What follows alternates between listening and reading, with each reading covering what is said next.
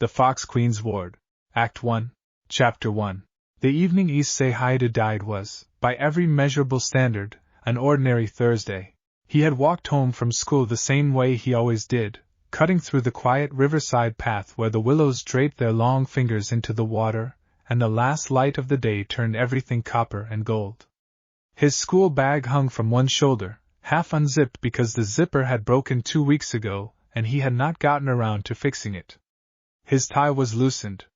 He was thinking, as he often did in those soft pre-sunset minutes, about absolutely nothing of consequence. He was thinking about what was for dinner. He was not thinking about fallen angels. Her name was Raynare, though he did not know that then. He only knew her as Yuma Amano, the girl who had appeared in his life with the sudden, baffling brightness of a stage light switching on. She had approached him in the school courtyard 3 days earlier with a smile so perfectly calibrated that even a romantically inexperienced 16-year-old felt something cautionary flicker at the back of his mind. But she was beautiful, and she had said she liked him, and Issei was 16. The caution did not win. She had asked him to meet her here, by the riverside, at sunset. She had said she wanted to show him something. He arrived 2 minutes early. She was already waiting. Issei, she said, and the way she said his name was different now. The warmth was gone from it. The performance of warmth was gone from it. What remained was something flat and functional, the way a butcher says the name of a cut. Yuma? He stopped walking. Something was wrong. His body knew it before his mind did, some animal part of him going still the way prey goes still when the tall grass stops moving. What's going on? She tilted her head. Behind her, the river caught the last of the sun and turned the color of fire. I'm going to kill you, she said. He laughed. He actually laughed, a short, confused sound, because the words were so impossible that his brain could only process them as a joke. What? The sacred gear inside you, she said, reaching up to her own shoulder as if adjusting a jacket, and then her hand passed through her blazer and emerged from it holding something that was not a jacket, and had never been a jacket. It was light, shaped like a spear, and it burned with a color that had no name. It's too dangerous to be left in the hands of someone like you. It would be a waste to let you develop. Better to handle this now, while you're still nothing. Sacred gear, he repeated. I don't even know what that. The spear moved. He moved, too, sideways and back, but he was not fast. He was not trained. He was a 16-year-old boy who had never been in a serious fight in his life, and the thing that hit him was not a fist. It punched through him at the level of his ribs, a cold bloom of pain so total and so absolute that for a moment he was simply outside of it, observing it from somewhere nearby, too shocked to feel it. Then gravity remembered him, and he fell. The riverbank rushed up. His cheek hit grass. He was aware, very distantly, of warmth spreading through his shirt, and of the river nearby, still burning gold, and of Yuma Amano crouching down to look at him with an expression of professional disinterest. Nothing personal, she said. You were just in the way. She stood. She walked away. The sound of her footsteps faded. Issei lay on the riverbank and stared at the sky, which was turning from copper to violet now, the first stars becoming visible, and he thought, with the strange clarity that sometimes comes at the end of things, this is not how I wanted this to go. The river murmured. The willows moved. His eyes closed. Chapter 2. He did not stay dead. He would think about this later, when he had the time and the distance to think about it, and he would wonder at the strangeness of that sentence. He did not stay dead. As if dying had been a temporary condition. As if death were a waiting room you could be asked to leave. What pulled him back was warmth, not the warmth of blood leaving him, which was a cold process despite the word. This was something else, something applied from outside, pressed against his chest with a steady, deliberate pressure, like hands that knew exactly what they were doing. He was aware of it before he was aware of anything else, before he was aware of the grass under him, or the sound of the river or the fact that he was breathing, which he absolutely had not been doing a moment ago. He opened his eyes.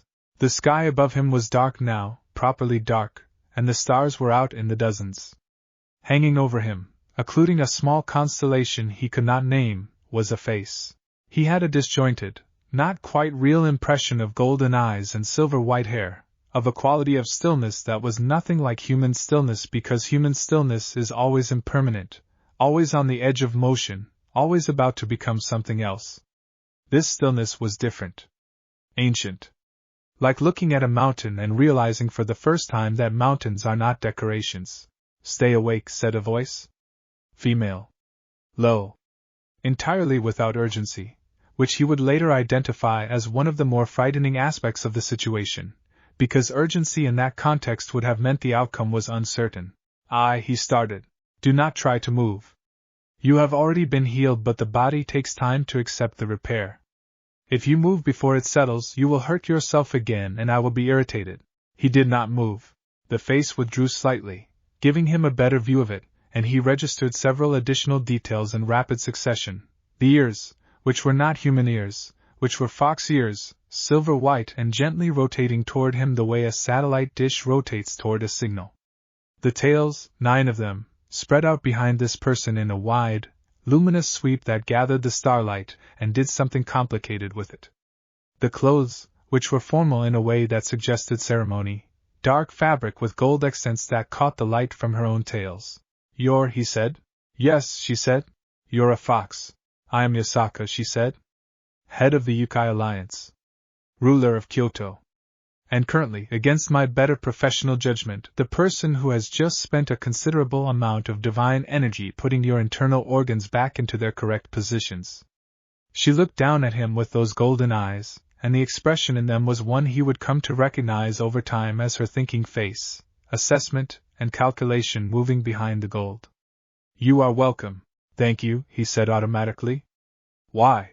Because I was passing through. She stood. He registered for the first time how tall she was, her tails adding to the silhouette. And because someone had just done something very untidy on my riverbank, and I dislike untidy. Your riverbank. The rivers of this city are under the jurisdiction of the Kyoto Yokai. Therefore, yes, my riverbank. She glanced toward the water. The fallen angel who attacked you has already departed. She did not notice me, which is either because she was careless or because she believed she had finished what she came to do. A pause. She was wrong about the second thing. Issei stared at the sky. The stars were very clear tonight. He was alive, which seemed improbable. He was lying on a riverbank in a city he had never visited, being spoken to by a 9-tailed fox who had apparently just rebuilt his cardiovascular system from scratch, which seemed even more improbable. I need to call my parents, he said. You are not in Ko, she said. You were moved here during the healing process. Ko is approximately 4 hours west. Moved here. He sat up slowly, testing his body the way you test ice, waiting for it to crack. It did not crack. He felt, if anything, better than he had before the spear went through him, which was deeply strange. To Kyoto. To Kyoto, she confirmed. He looked at his shirt. There was blood on it, dried now, a great dark stain. But below the stain, the skin was intact. He pressed his hand against it, and felt nothing, no pain, no tenderness, just the normal warmth of a living person. Huh, he said. Yes, said Yasaka. That tends to be people's reaction. Chapter 3. She gave him a change of clothes. He did not ask where they came from. They sat on the stone embankment above the river while the city hummed quietly around them, Kyoto at night being a different animal from Kyoto by day, all lantern light and the smell of temple incense carried on the breeze, the sound of the river below them as steady and patient as breathing. Yasaka sat with her tails arranged around her like a court, each one moving independently in small slow arcs, and she watched the water and waited for him to speak. He had a lot of questions. He tried to put them in order. Sacred gear, he said. She mentioned a sacred gear. What is that? A power sealed within a human soul, Yasaka said. Created by God, the God of the Christian tradition, long before his death. They manifest differently in different people. Some are minor, utility tools, useful but not threatening. Others are significant. A small number are among the most powerful objects in existence. She paused. Yours is in the second category, at minimum. How do you know what mine is? I don't, precisely.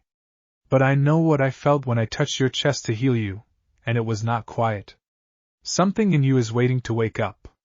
Something with a great deal of patience, which suggests it has been waiting for a long time. She turned her golden eyes on him. Does the number 13 mean anything to you? Or the word dragon? He blinked. I had a dream once. A red eye in the dark. It said something like he tried to remember. Breaker of limits. I thought it was just a weird dream. It was not a weird dream, she said. He absorbed this. Okay. And fallen angels, like the one who just stabbed me. They're real. Fallen angels, devils, gods, spirits, dragons, monsters of every conceivable variety. Yes. All real. You have been living your entire life on a thin surface above an extremely deep ocean without knowing the ocean existed. She said it without apology, because it was not her fault. The supernatural world does not generally make itself known to ordinary humans. You are not ordinary, it seems, which is why you attracted attention. Lucky me, he said. Something at the corner of her mouth moved, not quite a smile but adjacent to one. The fallen angel who attacked you belongs to a faction that has been troublesome for some time. They occasionally hunt humans with sacred gears before those humans can be recruited by devils or trained by the church. It is tidier, from their perspective, to remove potential variables early. Variable, he repeated. That's what she called me. A variable. It is what they call most things. He was quiet for a moment.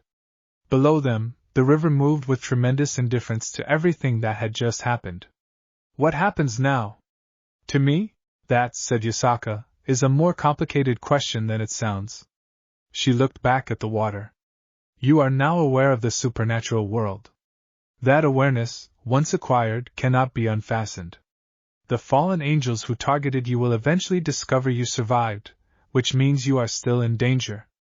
The devils in your region will likely become aware of your sacred gear and attempt to recruit you for their factions. She paused. Or you can come with me to Kyoto and allow me to teach you what you need to know to survive. He looked at her. She looked at the river. Why would you do that? He asked. You said against your better professional judgment. My better professional judgment is often wrong, she said. And whatever is sleeping inside you, I would rather it woke up in the company of someone who knows what it is than alone in a city surrounded by people who want to use it. She was quiet for a moment. Also, she said, and he could hear something in her voice that she was being careful about, something she had weighed and decided to include, you reminded me of someone. When I found you. The way you were lying there. She did not say who. He did not ask. My parents, he said. We can contact them. There are ways to manage such things. School. There are schools in Kyoto. He thought about Ko.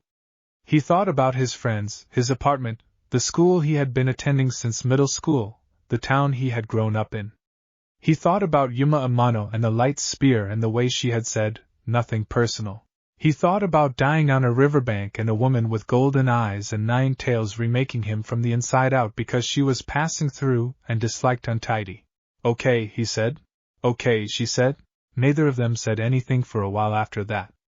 The river moved, and the lanterns glowed in the distance, and somewhere in the city a temple bell rang out once, then again, then stopped, leaving the silence better than it had found it. Chapter 4. Kyoto was nothing like Ko. This was Issei's first coherent thought when he walked through it in daylight for the first time, 3 days after the riverbank. Ko was a modern town that had grown up around a school, all clean angles and convenience stores and the particular aesthetic of a place that has never had to decide what it wanted to be. Kyoto was old. Not old in the way of a museum, preserved under glass, but old in the way of a living thing that had kept living long past the point where living required any particular effort. Old in the bones. He walked behind Yasaka through the Gion district and tried not to stare at her ears, which she kept visible here, because this district knew what she was and she was not in the habit of hiding. People bowed as she passed, the shopkeepers and the temple staff and the old women with their shopping bags, small respectful dips of the head that she acknowledged with the gravity of someone who has been receiving such things for centuries and has learned to hold them without letting them weigh on her or lift her. They know you, he said. This city has known my family for a very long time, she said. My presence here is not a secret. It is a fact of the place, like the river or the mountains. Does that ever get weird? Being a fact of the place? She considered this with what he was already starting to recognize as genuine consideration, the way she actually thought about things rather than giving the nearest polished answer. It used to, she said. When I was younger. It felt like a performance, being watched. Now I think the watching is not about me. They're watching the continuity. Reassuring themselves that certain things are still there. A pause. It is less about me than about the idea that some things last. He thought about that as they walked. She had arranged accommodation for him in the outer wing of the main Yokai compound, which was not the most accurate description of where he was staying because the compound was not a compound in the way the word normally implied, not fortified or military, but a traditional complex of buildings arranged around a central garden. The kind of garden where everything was placed with such precision that the randomness of it was clearly deliberate. His room was small and spare and smelled of cedar. He had slept in it for 2 nights now and he had not, he was surprised to discover, been homesick. He had been too busy. Yasaka had begun his education the morning after they arrived. The supernatural world is not one world, she told him on that first morning, sitting across from him at a low table with a pot of tea between them and the garden visible through the open shoji screen. It is several worlds that share the same space without being the same space. Yokai and spirits inhabit a Japan that overlaps with human Japan but is not visible from it. Devils control territories in the underworld. Angels and fallen angels operate in the heavens and on earth. Ancient gods maintain their own domains. These factions have been in various states of conflict, truce, and negotiation for as long as they have existed. Are they all dangerous? He asked. Are humans all dangerous? She said. Fair point. The dangerous ones are dangerous for reasons, usually. Territory. Power. Ideology. The ones with no reason are rare. More often you can understand what someone wants, and understanding what someone wants gives you tools. She poured tea into his cup with the same economy of motion she brought to everything. Your danger, specifically, comes from the fact that you have a sacred gear that certain parties find threatening. Your protection, for now, comes from the fact that you are here, under Yokai jurisdiction, and the fallen angels who operate in this region know better than to cause trouble in my territory. What about devils? You mentioned they might try to recruit me. If a devil learns of your sacred gear, yes, they may attempt to contact you. Devils recruit humans with significant sacred gears by turning them into devil pieces. If you accept, you become a devil in service to that household, powerful but also bound. She looked at him steadily. I would prefer you do not make that decision without understanding what it means. What does it mean? It means your life becomes someone else's property. She picked up her own cup. You are too interesting to belong to someone else's property portfolio. He blinked at the tea. Was that a compliment? It was an assessment, she said. But the corner of her mouth did the thing again. Chapter 5. His parents took it better than expected, which was to say they did not take it well but they did not collapse entirely. Yasaka had arranged the conversation herself, sitting with Issei in a private room while his parents appeared on a communication screen that was not quite technology, and not quite magic but had the practical effect of being both. His mother had cried.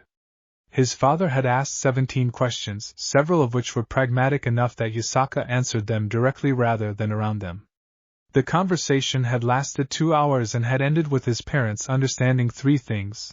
Their son was alive, their son was in Kyoto with someone powerful who could protect him, and their son had a gift inside him that people wanted to kill him for, and therefore staying in Ko was not, for the immediate future, safe. They did not like it. They accepted it. He thought that was probably the bravest thing he had ever watched anyone do. They are stronger than you give them credit for, Yasaka told him afterward. I know, he said. I just didn't know I knew until now. He called them every 3 days. They called him when something happened. His mother sent him care packages, actual physical boxes that somehow arrived at the Yokai compound through means he did not fully understand, filled with snacks and clean socks and once, a small framed photograph of the 3 of them from a beach trip 2 summers ago. He put the photograph on the windowsill of his room, facing the garden.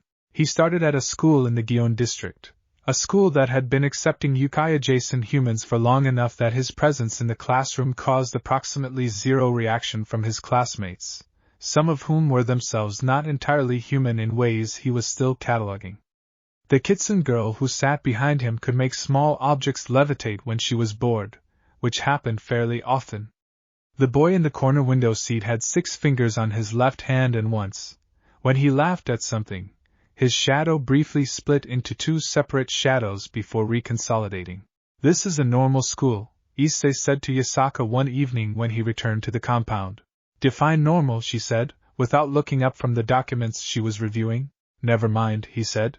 She did not look up, but the quality of her stillness changed slightly in a way he was beginning to be able to read, a kind of amusement that she kept at a considerable distance from her face but that showed up in the rest of her if you were paying attention. He learned the history of the Yokai Alliance from an elderly tanuki named Bunta who spoke in a rolling, tidal rhythm and punctuated his sentences with the hollow sound of his fingers drumming on his own round belly. He learned the geography of the spirit world from a young kitsune named Sora who was still only 3-tailed and deeply embarrassed about it, and compensated by being the most precise and thorough educator Issei had ever encountered. He learned the basics of spiritual energy from Yasaka herself, sitting in the garden in the early morning while the dew was still on the grass, learning to feel the thing inside him that she called dragon fire and he called, privately, the red eye. "It does not respond to commands," she told him one morning when he had been trying to reach it for 20 minutes and gotten nothing. "Not at first. It is not a switch. It is a relationship." "A relationship," he repeated. "You are 2 entities sharing one body. You have to learn to live with each other before you can work together. It takes time. Be patient. What if it doesn't want to work with me? Then you will have to be interesting enough that it reconsiders," she said, with the tone of someone who considers this a practical rather than motivational statement. He tried to be interesting. He practiced in the garden every morning. He read everything Bunta and Sora gave him. He walked the city in the evenings and let Kyoto teach him the things only a city can teach, the ones written in its weight and texture rather than its history. He was, by every measurable standard, not in a bad place. This surprised him, sometimes. The surprise of it surprised him too. He had been stabbed through the chest by a fallen angel on a riverside 3 weeks ago. He had been moved to a city he had never lived in. He had been inducted, without his formal consent but also without coercion, into a world that was running its extraordinary business right under the surface of the ordinary world he had inhabited his whole life. He should have been more destabilized by all of this. But there was something about the Yokai compound in the early morning, and the smell of cedar, and the garden's deliberate randomness, and the elderly tanuki drumming on his belly, and Yasaka sitting across from him with a pot of tea and an expression that he was slowly learning to read. There was something about it that felt, more than anything else, like the possibility of a home. Chapter 6. He met Kuno on the 42nd day. He found her in the garden, which was supposed to be private to the compound residents, which meant she had either been given access or had acquired access by other means, and the confidence with which she was crouched at the edge of the koi pond examining the fish suggested the former. She was small. 8, maybe 9 years old. Blonde hair pulled into twin tails that were probably meant to be neat, and had become something more energetic. 2 fox ears, tawny gold rather than her mother's silver white, were tilted forward with the focused intensity of a child who is interested in koi and does not yet care who knows it. 1 tail. Compact, gold-tipped, moving in a slow arc behind her. She heard him before he saw her, the ears swiveling toward him a full 2 seconds before she turned around, and when she turned around she looked at him with golden eyes that were her mother's eyes in miniature, with an assessment that was also her mother's assessment, that same rapid and unhurried calculation. "You're the human," she said. "Yes," he said. "Mother said you're staying here." "That's right." She turned back to the pond. "Why?" He sat down on the edge of the walkway, which put him at approximately her eye level if she looked sideways. "Someone tried to kill me. Your mother stopped them. She's teaching me things." Kuno considered this information with the seriousness with which children who live in serious households approach new information. "What kind of things?" "How the supernatural world works. How to use my sacred gear. History. Politics. A lot of different things." "Can you do any magic yet?" Not really. I can feel the sacred gear sometimes. I can sense spiritual energy a little bit, if I concentrate. She looked at him with an expression that was very precisely not quite disappointed. That's not very impressive.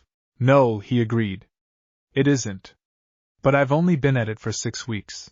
Mother was generating light from her tales at my age, she said, which was clearly a factual statement rather than a boast, the way a child raised among facts reports them. Your mother is thousands of years old. I think she has a head start.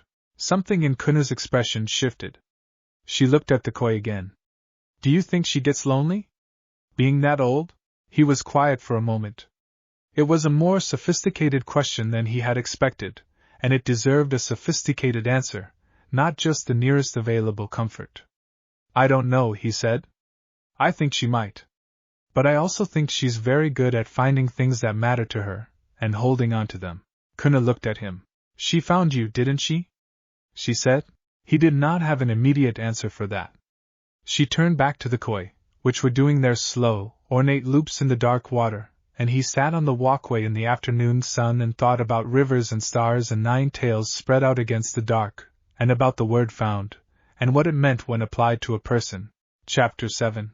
The world did not leave him alone for long. He had known it wouldn't. Yasaka had told him it wouldn't, and she was not the kind of person who said things she did not mean. Ko was not so far that his existence there had gone entirely unnoticed, and the fact of his survival was something that eventually reached the right ears. The first sign was a letter. It arrived on a morning when the rain had been falling since before dawn, soft and persistent, the kind of rain that does not demand notice but takes up all the available quiet. He found it on the table in his room when he woke up, a sealed envelope with no postage, no address, no marking except a crest pressed into the red wax, 2 wings and a crown. He brought it to Yasaka. She looked at it for a moment without touching it. Devil correspondence, she said. High ranking. The crest is Gremory. Should I open it? That is your decision. She sat back slightly. The Gremory are old money. One of the 72 pillars. Their current household head and co is a first-year college student by the appearance of a high school girl named Rias Gremory, which tells you something about how old money functions. She likely became aware of your sacred gear through her own network, and is now making a formal approach. She paused. It is a sign of respect that she wrote rather than simply appearing. He opened the letter. The handwriting inside was elegant, slanted slightly left, and the words were precise in the way of someone who writes carefully because words matter to them. Dear Issei Hyoudou, I write to you with an awareness that you may have already received a good deal of unexpected information in recent weeks, and so I will be direct. I am Rias Gremory, 2nd-year student of Ko Academy until recently your neighbor, and a devil of the 72 pillars. I became aware of your sacred gear shortly before the incident at the riverside. I was not fast enough to reach you before the fallen angel acted, and I apologize for that failure. I understand you are currently under the protection of Lady Yasaka of Kyoto, and I have no wish to cause any diplomatic disruption. I write only to say that the door of Gremory House is open to you. Not as a recruit. Not as a potential piece on a board. Simply as a person who survived something difficult, in case that ever becomes useful. I hope you are well, Rias Gremory. He put the letter down. She apologizes, he said. Yes, said Yasaka. She says she was trying to get there. Before Raynare. So it seems. He looked at the letter. The handwriting was ordinary, in a way, and also not ordinary at all, because ordinariness in handwriting is something you practice, and this practice quality had a kind of care to it. She seems decent. She has a reputation for being so, Yasaka said. Not all devils of the old families are admirable. She is one of the exceptions. Should I write back? Do you want to? He thought about it. Yes. I think it would be rude not to. Yasaka's expression moved in that way it did, the almost smile, the not quite warmth that was warmer than most people's warmth. Then write back, she said. He wrote back that afternoon, sitting at the desk in his room with the rain still falling outside and the garden visible through the window, the koi moving in their deliberate loops below the surface of the water. He wrote that he was well, and that he appreciated her writing, and that he was sorry they had not had the chance to meet before everything went sideways, and that he hoped they might talk properly someday. He signed it with his name and sealed it, and Yasaka sent it by a means he did not need to understand. 2 days later, a second letter arrived. It was shorter than the first. I'm glad you're well. I meant what I said about the door. Take care of yourself, Issei Hyoudou. RG. He kept both letters in the desk drawer under the framed photograph of him and his parents at the beach. Chapter 8. The red eye opened for the first time on a Wednesday morning. He had been in the garden since before sunrise, doing the breathing exercises Yasaka had taught him, the ones that were not about breath at all but about attention, about learning to notice the thing below the breath, the deeper motion. He had been doing them every morning for 8 weeks. He had been patient. He had been, he thought with some private self-congratulation, genuinely trying. He was not expecting it to work today specifically. But patience, as Yasaka had told him more than once in ways that suggested she was speaking from experience, has a way of converting to results at moments you do not schedule. He was breathing, and then he was not just breathing, he was aware, the way you become aware of a sound you had been hearing for so long it had become furniture, and then suddenly one moment it resolves into music. He was aware of something large and warm and very, very old sitting in the center of him, coiled like a thermal current, watching him with the kind of attention that has no urgency in it because it has all the time in the world. He did not say anything. He had learned from Yasaka that the first instinct, to speak, to command, to impose yourself, was usually the wrong instinct in this context. He just sat with it. He let it look at him. He looked back. The presence did not speak, not in words. But something moved in the quality of its attention, a shift like a cat deciding you are interesting enough to approach. He felt it the way you feel sunlight when you step from shadow, not the light itself but the warmth it carries, the evidence of a large and powerful thing pointing in your direction. He stayed very still. After what might have been 5 minutes or 40, something happened. His left arm got warm. The warmth built slowly, then not so slowly, and when he opened his eyes and looked down at his hand, he saw that the gauntlet that had not been there a moment before was now there, red and gold, plates of something that was not quite metal fitted over his fist and forearm with a precision that suggested it had been designed specifically for him. Because it was his, it was part of him. The most literal possible extension of a thing that had always been waiting inside him. He stared at it. He stared at it for a long time. Then he said in a voice that came out smaller and more wondering than he intended, "Oh." The warmth pulsed once, acknowledging, and then the gauntlet faded, and he was left sitting in the garden with both hands ordinary, and the sound of birds starting up in the trees around the compound, the city slowly waking around him, and the particular quality of light that belongs to early morning in Kyoto, gold and soft and ancient. He found Yasaka in her office, reviewing correspondence with Sora standing at her shoulder pointing at things. He walked in and held up his left hand. She looked at the hand. She looked at his face. She looked at the hand again. "When?" she said. "Just now. In the garden." She set down the correspondence. She looked at him for a long moment with those golden eyes, and he could not read what was in them entirely. But there was something there that was not quite relief and not quite pride, something that had components of both and also something older. "Good," she said. Sora said something rapid and excited in a register that was technically Japanese but moved so fast it became something else. Yasaka responded to her without taking her eyes off him. He did not catch all of it, but he caught the word careful, and the word time, and the word patience, and the kitsen's 3 tails settled from their excited swirling to something calmer. "What do I do now?" he asked. "Now," said Yasaka, "you practice. But today you rest. Today you did enough." She picked up her correspondence again, which was her version of dismissal, but then she said without looking up, "Well done, Issei." He had not, he realized walking back to his room, ever heard her say his name by itself like that. Without qualification. Just his name. It landed in him and stayed there, in the same place that had been warm since the garden. He did not examine it too closely. Not yet. Chapter 9. 3 months into his time in Kyoto, he had a dream that was not a dream. He was in a red landscape. Not red the way a sunset is red, but red the way coals are red, heat compressed into color, so much warmth in it that the color itself had weight. The sky was neither day nor night. The ground was glass or stone or something between the two. He was standing and he was also sitting, and the two states resolved only gradually as the place decided what it wanted to be. Across from him was a dragon. He knew it was the sacred gear. He knew the way you know things in dreams, not from evidence but from the bone. But knowing did not reduce the size of it, which was considerable. The dragon was not monstrous, was the thing.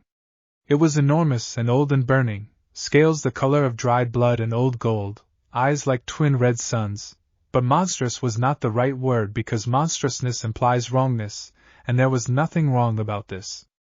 This was simply power in its most elemental form, looking at him with those burning eyes, patient as the inside of the earth. Your drag, Issei said. I am the heavenly dragon who once rivaled God, said the dragon, and its voice moved through him the way sound moves through water, everywhere at once and without direction. I am the Red Dragon Emperor's sacred gear. I am Drag. And you, it said, are surprisingly patient for a human. I had a good teacher. The dragon made a sound.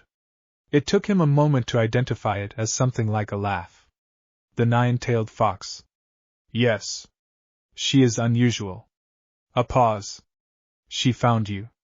I was watching. Why didn't you introduce yourself sooner? Because you were not ready. And because I was curious. The fox is not in the habit of picking up strays. She saw something in you. Those red eyes moved over him, unhurried. I wanted to see what she saw. And, said Drag, I have decided I agree with her assessment. You have potential. More importantly, you are patient, and you are not selfish about power, which matters more than most people realize. The ones who burn brightest first tend to burn out. What does working together look like? Issei asked. It looks like what happened in the garden, the dragon said. It looks like that, and then it looks like more. Over time. When you are ready for more. What am I supposed to do? In the bigger picture? If I'm supposed to do something. Drag was quiet for a long moment. The red landscape breathed around them. I do not know what you are supposed to do, it said finally. I know what the last Red Dragon Emperor did, and I know what the one before him did, and none of them did the same thing. The power finds the person. The person finds the path. I am not a destiny, Issei. I am a partner. What we build from here is something we decide together. He thought about that. I can work with that, he said. Good. The red landscape began to brighten, or to deepen, one of the two. The fox called you interesting. I begin to see why. I try, he said. He woke up in his room with the first light of morning coming through the cedar slats of the window and his left arm warm from the wrist to the shoulder, and he lay there for a while listening to the birds and the distant sound of the city, and he thought about partners and paths and the difference between having a destiny handed to you and choosing what to do with what you have. He thought about a woman with golden eyes who had found him on a riverbank and decided he was worth remaking. He got up and went to the garden. Chapter 10. It was on a late evening in autumn, for months after the riverside, that Yasaka told him something true about herself. They were sitting in the main hall of the compound, which was where she held court in the evenings when court was not formal, when the petitioners and the alliance representatives had gone and it was only her staff in the outer corridors and the sound of the garden through the open screens. He had gotten into the habit of being there in these hours. It was not invited and it was not uninvited. It simply was, the way certain gravitational arrangements simply are. She was reading. He was reading too, a dense text on the history of the Dragon Kings that Sora had assigned him with the earnestness of someone who believes all problems are addressable through sufficient reading. The lamp between them turned everything amber and soft, she said, without looking up from her own text. My husband died 700 years ago. He looked up. She was still reading. I'm sorry, he said. You have nothing to be sorry for. It was 700 years ago. She turned a page. He was a Yokai general. Very capable. Very kind. Kuna's father. A pause. There is a particular quality to that kind of loss. Not worse than other losses, necessarily. Only specific. The world you built together continues, and you continue in it, but the other half of the architecture is gone and you learn to bear the weight that used to be distributed between two. He did not say anything, because there was nothing to say that would not be inadequate. He waited. I am telling you this, she said, still reading, or appearing to read, because you have been here 4 months and you are kind enough and attentive enough that I think you may have begun to feel something, and I think you are too considerate to say it without knowing whether it will land in the wrong place. She turned another page. It does not land in the wrong place. He sat very still. I am also telling you this, she continued, because honesty seems appropriate. I am ancient and you are young, and the world is complicated, and I have a daughter and a city and 3,000 years of accumulated consequence. If what you are feeling is simple, I will not make it complicated. But I wanted you to know what you are standing next to. He looked at her for a long time. She was still reading. What you just described, he said carefully, is not something I would walk away from. Not because it's not complicated. Because none of the things you said make me want to be anywhere else. She looked up then. The gold of her eyes in the lamplight was something he did not have words for, and was not certain words covered. She looked at him for a long moment with the assessment that was hers, the deep and unhurried one, the one that had no urgency because it had all the time in the world. Okay, she said. Okay, he said. She looked back at her book. He looked back at his. The lamp burned between them, and outside the garden moved in the dark with its careful and deliberate randomness, and the city of Kyoto went on being ancient and continuous around them, and the quiet in the hall was the best kind of quiet, the kind that is full rather than empty, full of the particular weight of 2 people sitting in each other's company and finding it enough. Chapter 11. News from Ko arrived in the form of Sona Citri. She was not what he had expected, though he was not certain what he had expected. A devil of the 72 Pillars, president of Ko Academy's student council, associated with the Leviathan bloodline. He had built a picture of someone formidable and cold. What arrived in the garden on a bright late autumn morning was a young woman in glasses and a school uniform who bowed correctly to Yasaka's assembled retainers with the crisp precision of someone who has been raised with enough ceremony to move through it without thinking.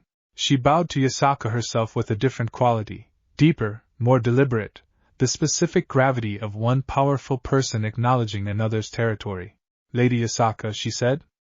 Thank you for receiving me, Citri, said Yasaka, who was sitting in the garden and had been drinking tea and did not stand, which was itself a statement. You came personally.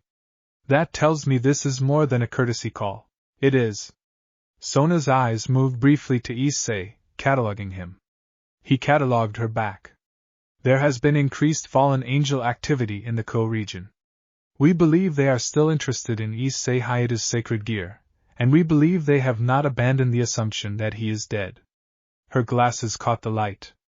If he returns to Ko, we may be able to use that incorrect assumption as a temporary advantage. If he never returns, they will eventually confirm his survival and begin searching more broadly. In other words, said Yasaka, you are advising that hiding indefinitely is not a permanent solution, correct? Sona folded her hands in front of her. I am not suggesting he return to Ko immediately. But a plan should exist. Issei had been listening to all of this. Can I ask something? He said. Sona turned to him.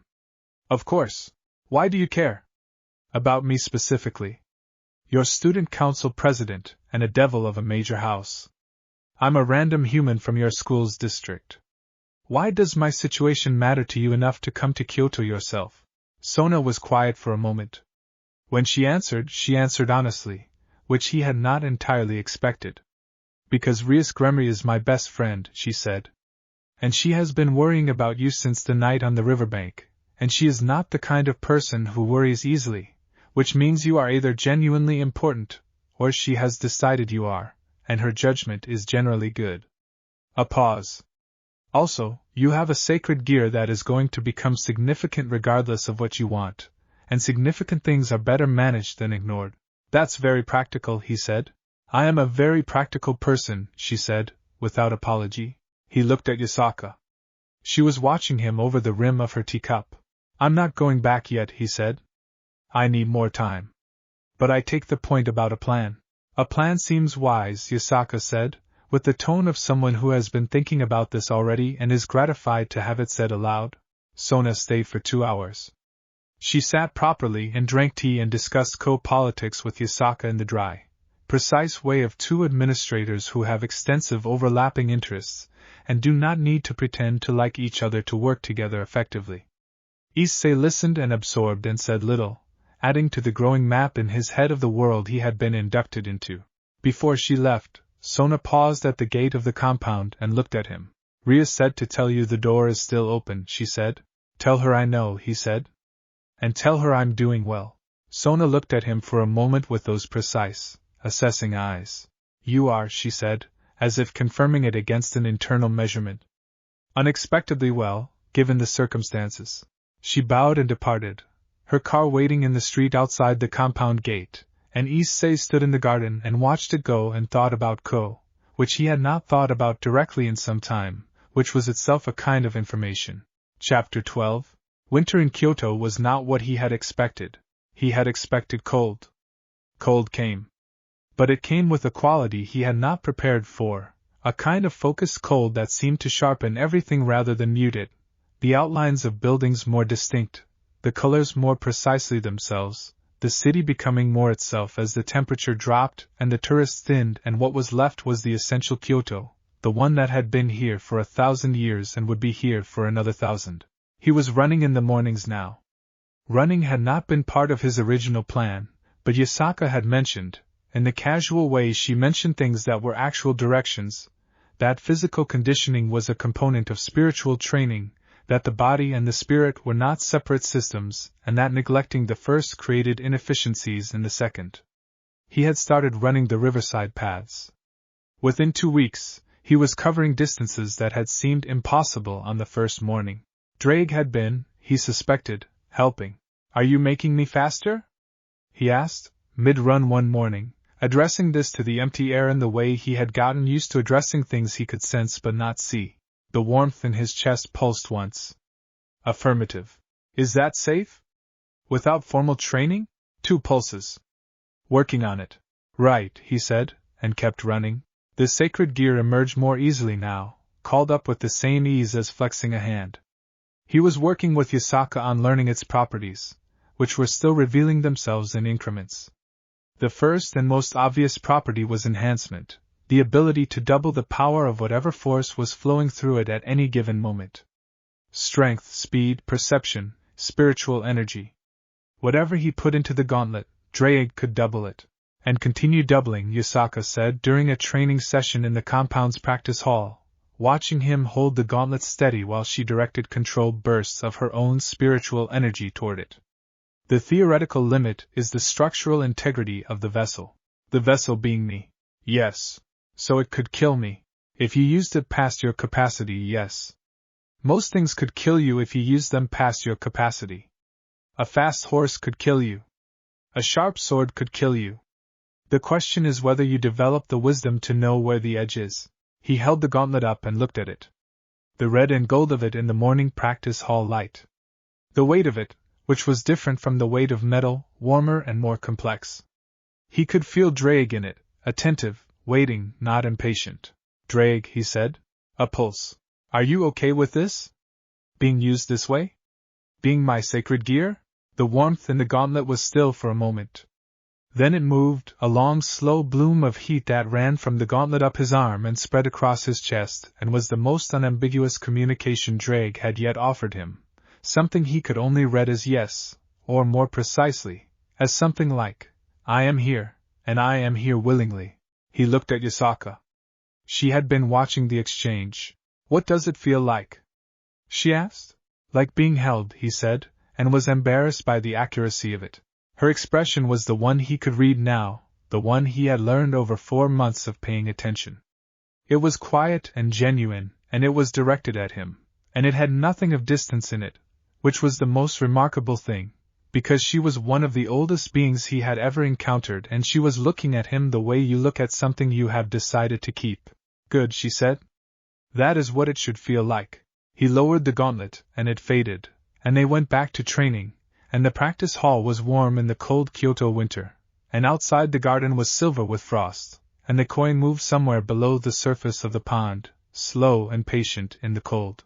The red-eye kept him company. It always would. He understood that now. He understood that this, all of this, had been what the riverbank was for. Not an ending but a displacement, a violent correction of trajectory that had carried him here, to this city, to this compound, to these people who were becoming, gradually and without formal declaration, his. He did not know what waited ahead. He knew about fallen angels and devil politics and ancient power sleeping in his left arm. He knew about Rias Gremory's open door and Sona Citri's practical eyes and the Yokai Alliance's complicated diplomatic landscape. He knew about Ku, which he would have to go back to eventually, and about the world between worlds that was going to be his world from now on. But that was ahead. That was for later, for the person he would be when he got there.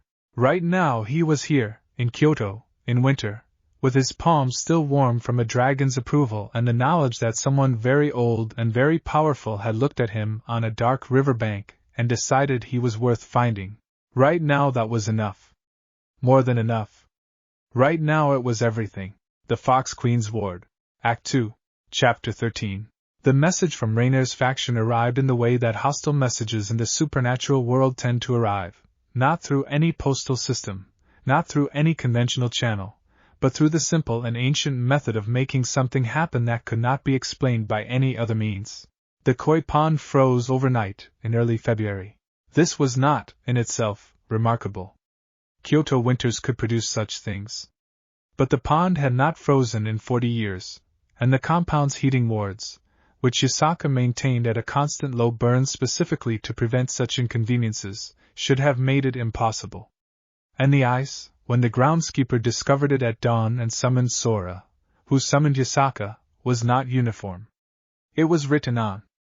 Not carved, not scratched, but frozen into the surface of the ice from within, as if the message had formed while the water was still liquid and the crystallization had simply arranged itself around it. The characters were Old Enochian, the language of angels before the fall. Yasaka read them once. She told Issei to eat breakfast. She sent everyone else away. He ate breakfast in the kitchen with Kunu, who was still half asleep and eating rice with the focused inefficiency of a child who is present in body only, her single tail wrapped around her feet for warmth. He did not tell her about the pond. He was fairly certain she would find out, because she found out everything in this compound eventually, but there was no reason to speed the process. Yasaka came to find him when he was washing his bowl. "What does it say?" he asked. She stood in the kitchen doorway with her arms folded and her tails very still, which he had learned was a different kind of stillness from her ordinary stillness. This one had something underneath it. "It says that the matter of your sacred gear has not been resolved to their satisfaction," she said. "It says that sheltering you constitutes an act of provocation toward the Gregory. And it says that continued interference in their operations within Japan will have consequences." "That's a threat," he said. "It is a very carefully worded one," she said. "Carefully worded because they know that an outright threat against the Yokai Alliance on Yokai territory would be a diplomatic incident they cannot currently afford. So instead they are framing it as a clarification of their position." "What's the difference between a clarification and a threat, in this context?" "Very little." She looked at him. "The Gregory are the organization governing fallen angels. Raynare was acting under their sanction, which means they are invested in the outcome of what she started." She unfolded her arms and walked into the kitchen and poured herself tea from the pot on the counter. "They will not move against you directly while you are here. That would be war, and they do not want war with the Yokai. But they can create pressure. Find other angles." "Other angles like what?" "Like attempting to take something you care about." He thought about his parents. He thought about Kunu at the kitchen table, still half asleep. He thought about Bunta and Sora and the compound staff and everyone who had become, without his permission or particular attention, people he would not want harmed. "We need to talk about this," he said. "Yes," she said. "We do." They talked about it all morning, in Yasaka's office with the door closed and Sora standing guard outside it, and what emerged from the conversation was not a plan exactly but the architecture of a plan, the recognition of which elements were load-bearing and which were variables. Issei's parents needed to be quietly relocated or protected, which Yasaka offered to arrange through Yokai contacts in the Ko-region. The compound's wards needed reinforcement, which Yasaka was already doing. and Issei himself needed to accelerate. How much can you do? She asked him. With the sacred gear. Currently, enhancement at maybe 30–40% of Drake's capacity. Sustain for a few minutes. Longer if I'm not pushing it hard. We need more. I know. I am going to introduce you to someone, she said. Someone who can help with what I cannot.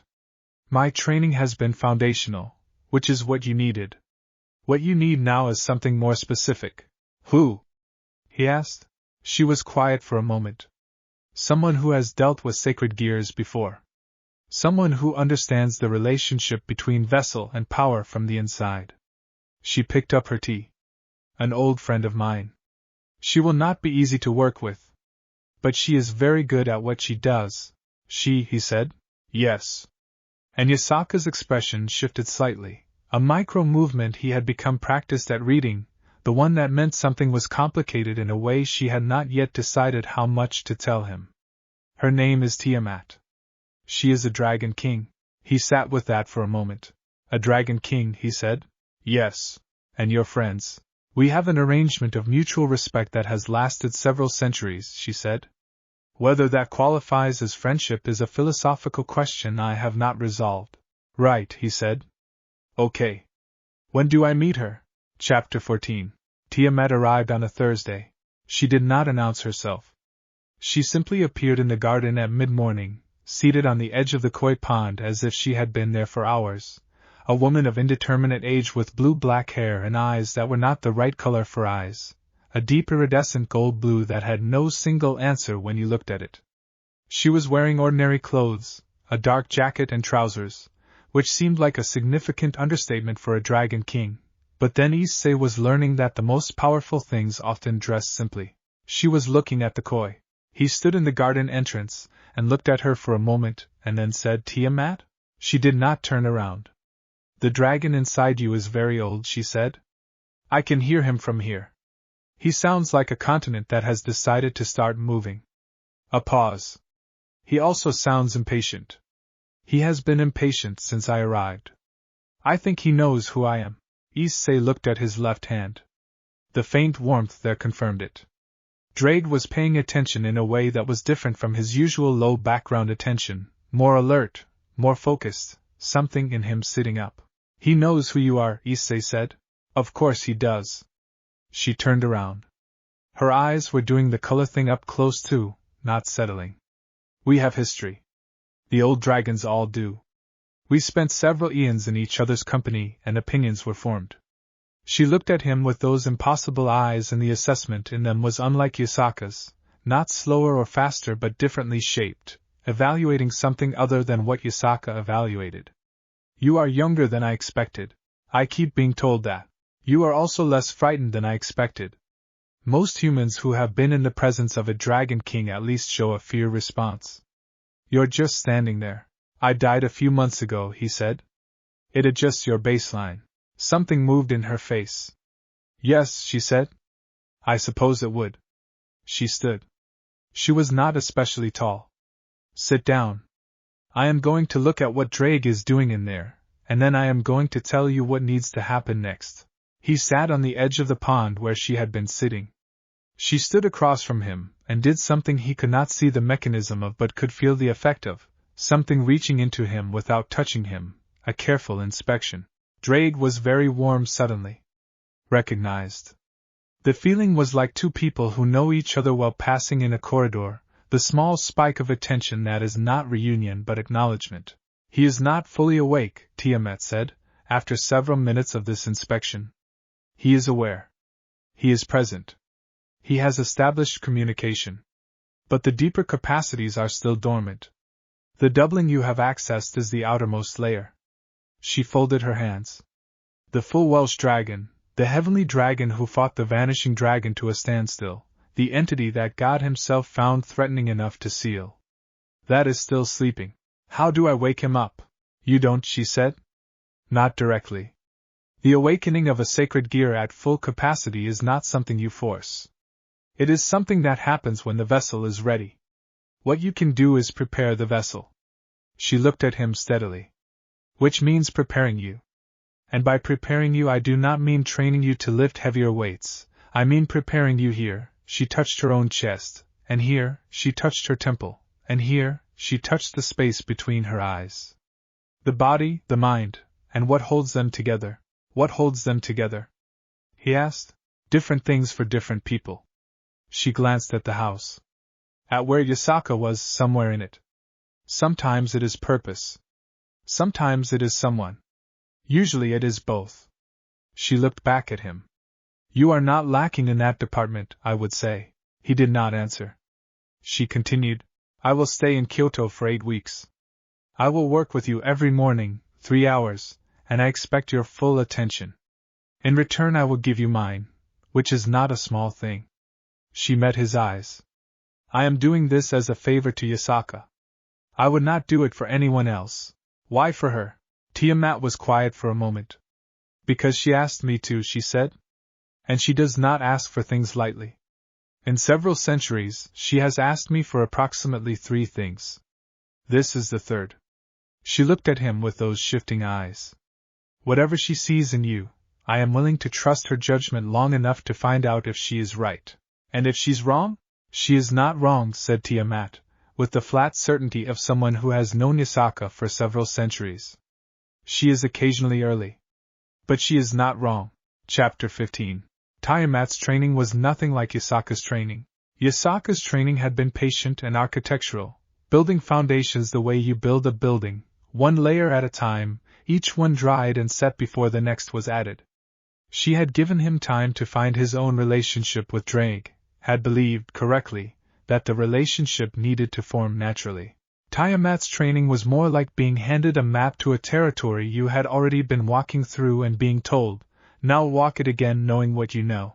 You have been treating the sacred gear as a tool, she told him on the first morning, when they were in the compound's practice hall before the sun was fully up. Something you pick up and put down. The gauntlet appears and you use it, and then you dismiss it. Is that wrong?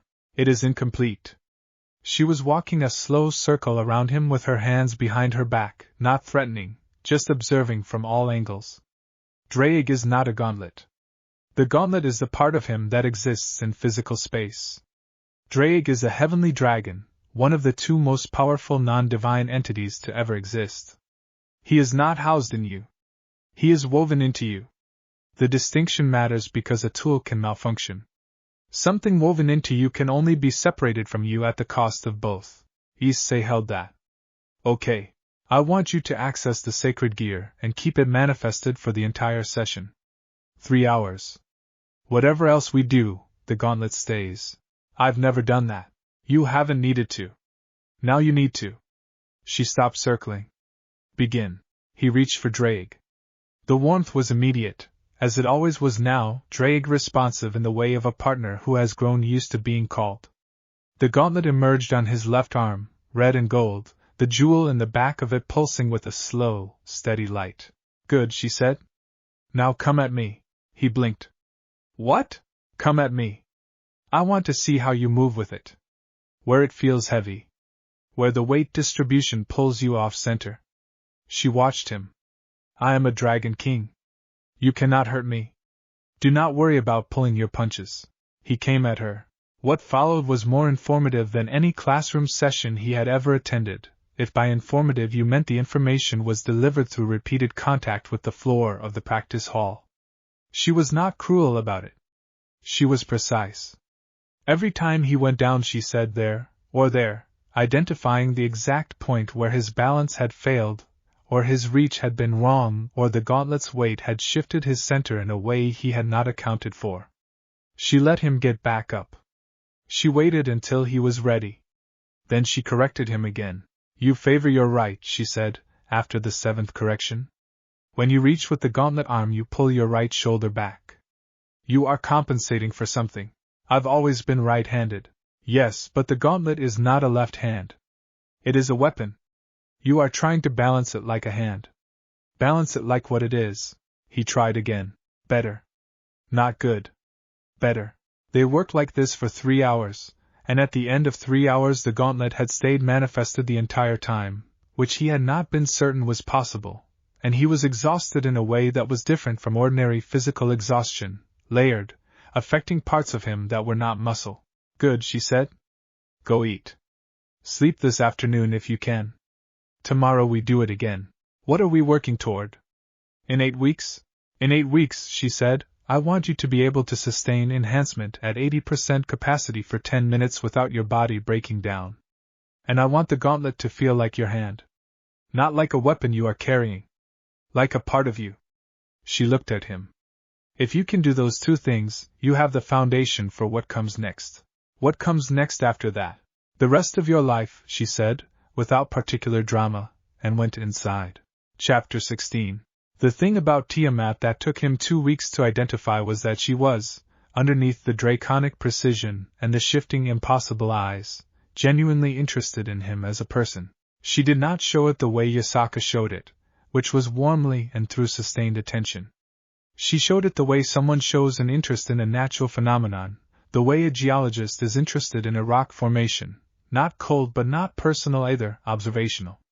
She asked him questions in the middle of training sessions. How old were you when you first thought something was different about you? Maybe 12, he said, between repetitions of the defensive stance she was drilling. I had these dreams. Nothing specific. Just a sense of something big in the dark, watching. And it didn't frighten you? It was just a dream. I thought everyone had something like that. Most people do not. She corrected his elbow angle with a tap. What do you want? Not right now, not from training. What do you want? From your life. He held the stance and thought about it. I want a matter, he said. I don't want to be a variable that someone crosses off a list. I want the things I do to mean something, to someone, maybe a lot of someone's. She was quiet for a moment. That is not what I expected. What did you expect? Power. Most of the humans who have hosted sacred gears at your level wanted, above everything else, to be powerful. To be acknowledged as powerful. She watched him hold the stance. You want to matter. That is different. What's the difference? Power can exist without mattering. You can be the most powerful thing in a room and have no weight in that room at all. Mattering is harder. It requires other people. She considered this. It also requires staying alive long enough for people to notice you. Hence the training.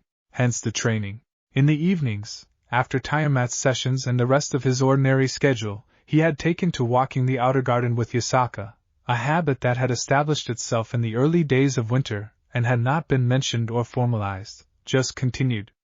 They walked slowly, talking about whatever was at the surface. The fallen angel situation.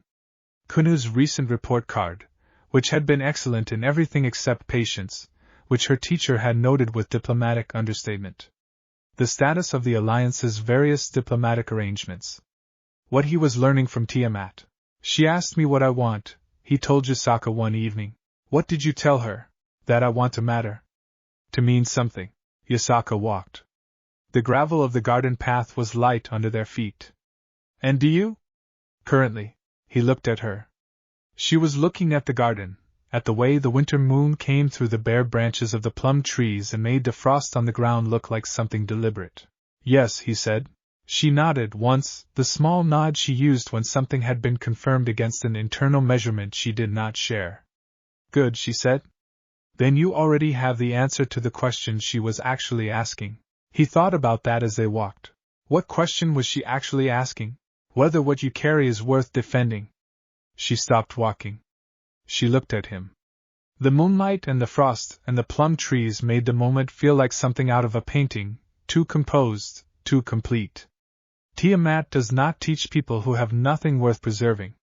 She is doing this for me, yes. But she would stop if she thought you were hollow. She held his gaze. You are not hollow. Sometimes I think about the person I was 6 months ago, he said. Thinking about dinner on the way home from school.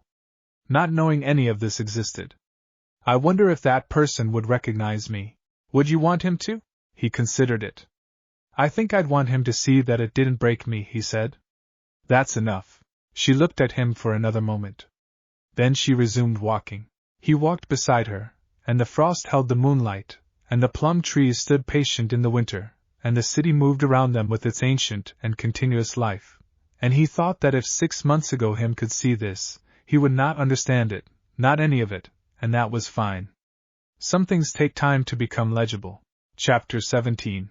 His parents visited in March. Yasaka had arranged it through the Yokai network, a quiet transit that moved them from Ko to Kyoto without them needing to understand the mechanism. They arrived on a Friday morning looking slightly disoriented in the way of people who have traveled faster than their brains fully tracked, but otherwise fine. His mother held him for a long time. His father clapped him on the shoulder and said he looked different, taller, and he said he probably was, and his father said good, and that was as much as either of them needed to say about it. He showed them the compound.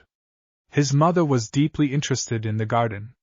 His father asked intelligent questions about the ward system and seemed satisfied with Yasaka's answers in a way that made Issei understand, for the first time, that his father had a practical intelligence he had never had reason to display before, that ordinary life had not required it. Kunu appointed herself the official guide for the duration of the visit, which meant she walked slightly ahead of everyone and narrated the compound with the proprietary confidence of someone who has decided these guests are her responsibility. This is the koi pond, she told his mother. The big orange one is Mikan. He is very old. Mother says he remembers when this district looked different. My goodness, his mother said. Can he understand us? Kunu considered this seriously. Not exactly. But he knows when someone is interesting. He will come to the edge for you. She looked at his mother with her golden, assessing eyes. He came to the edge for Issei on the first day. He does not do that for everyone. His mother looked at Issei with an expression he could not immediately categorize.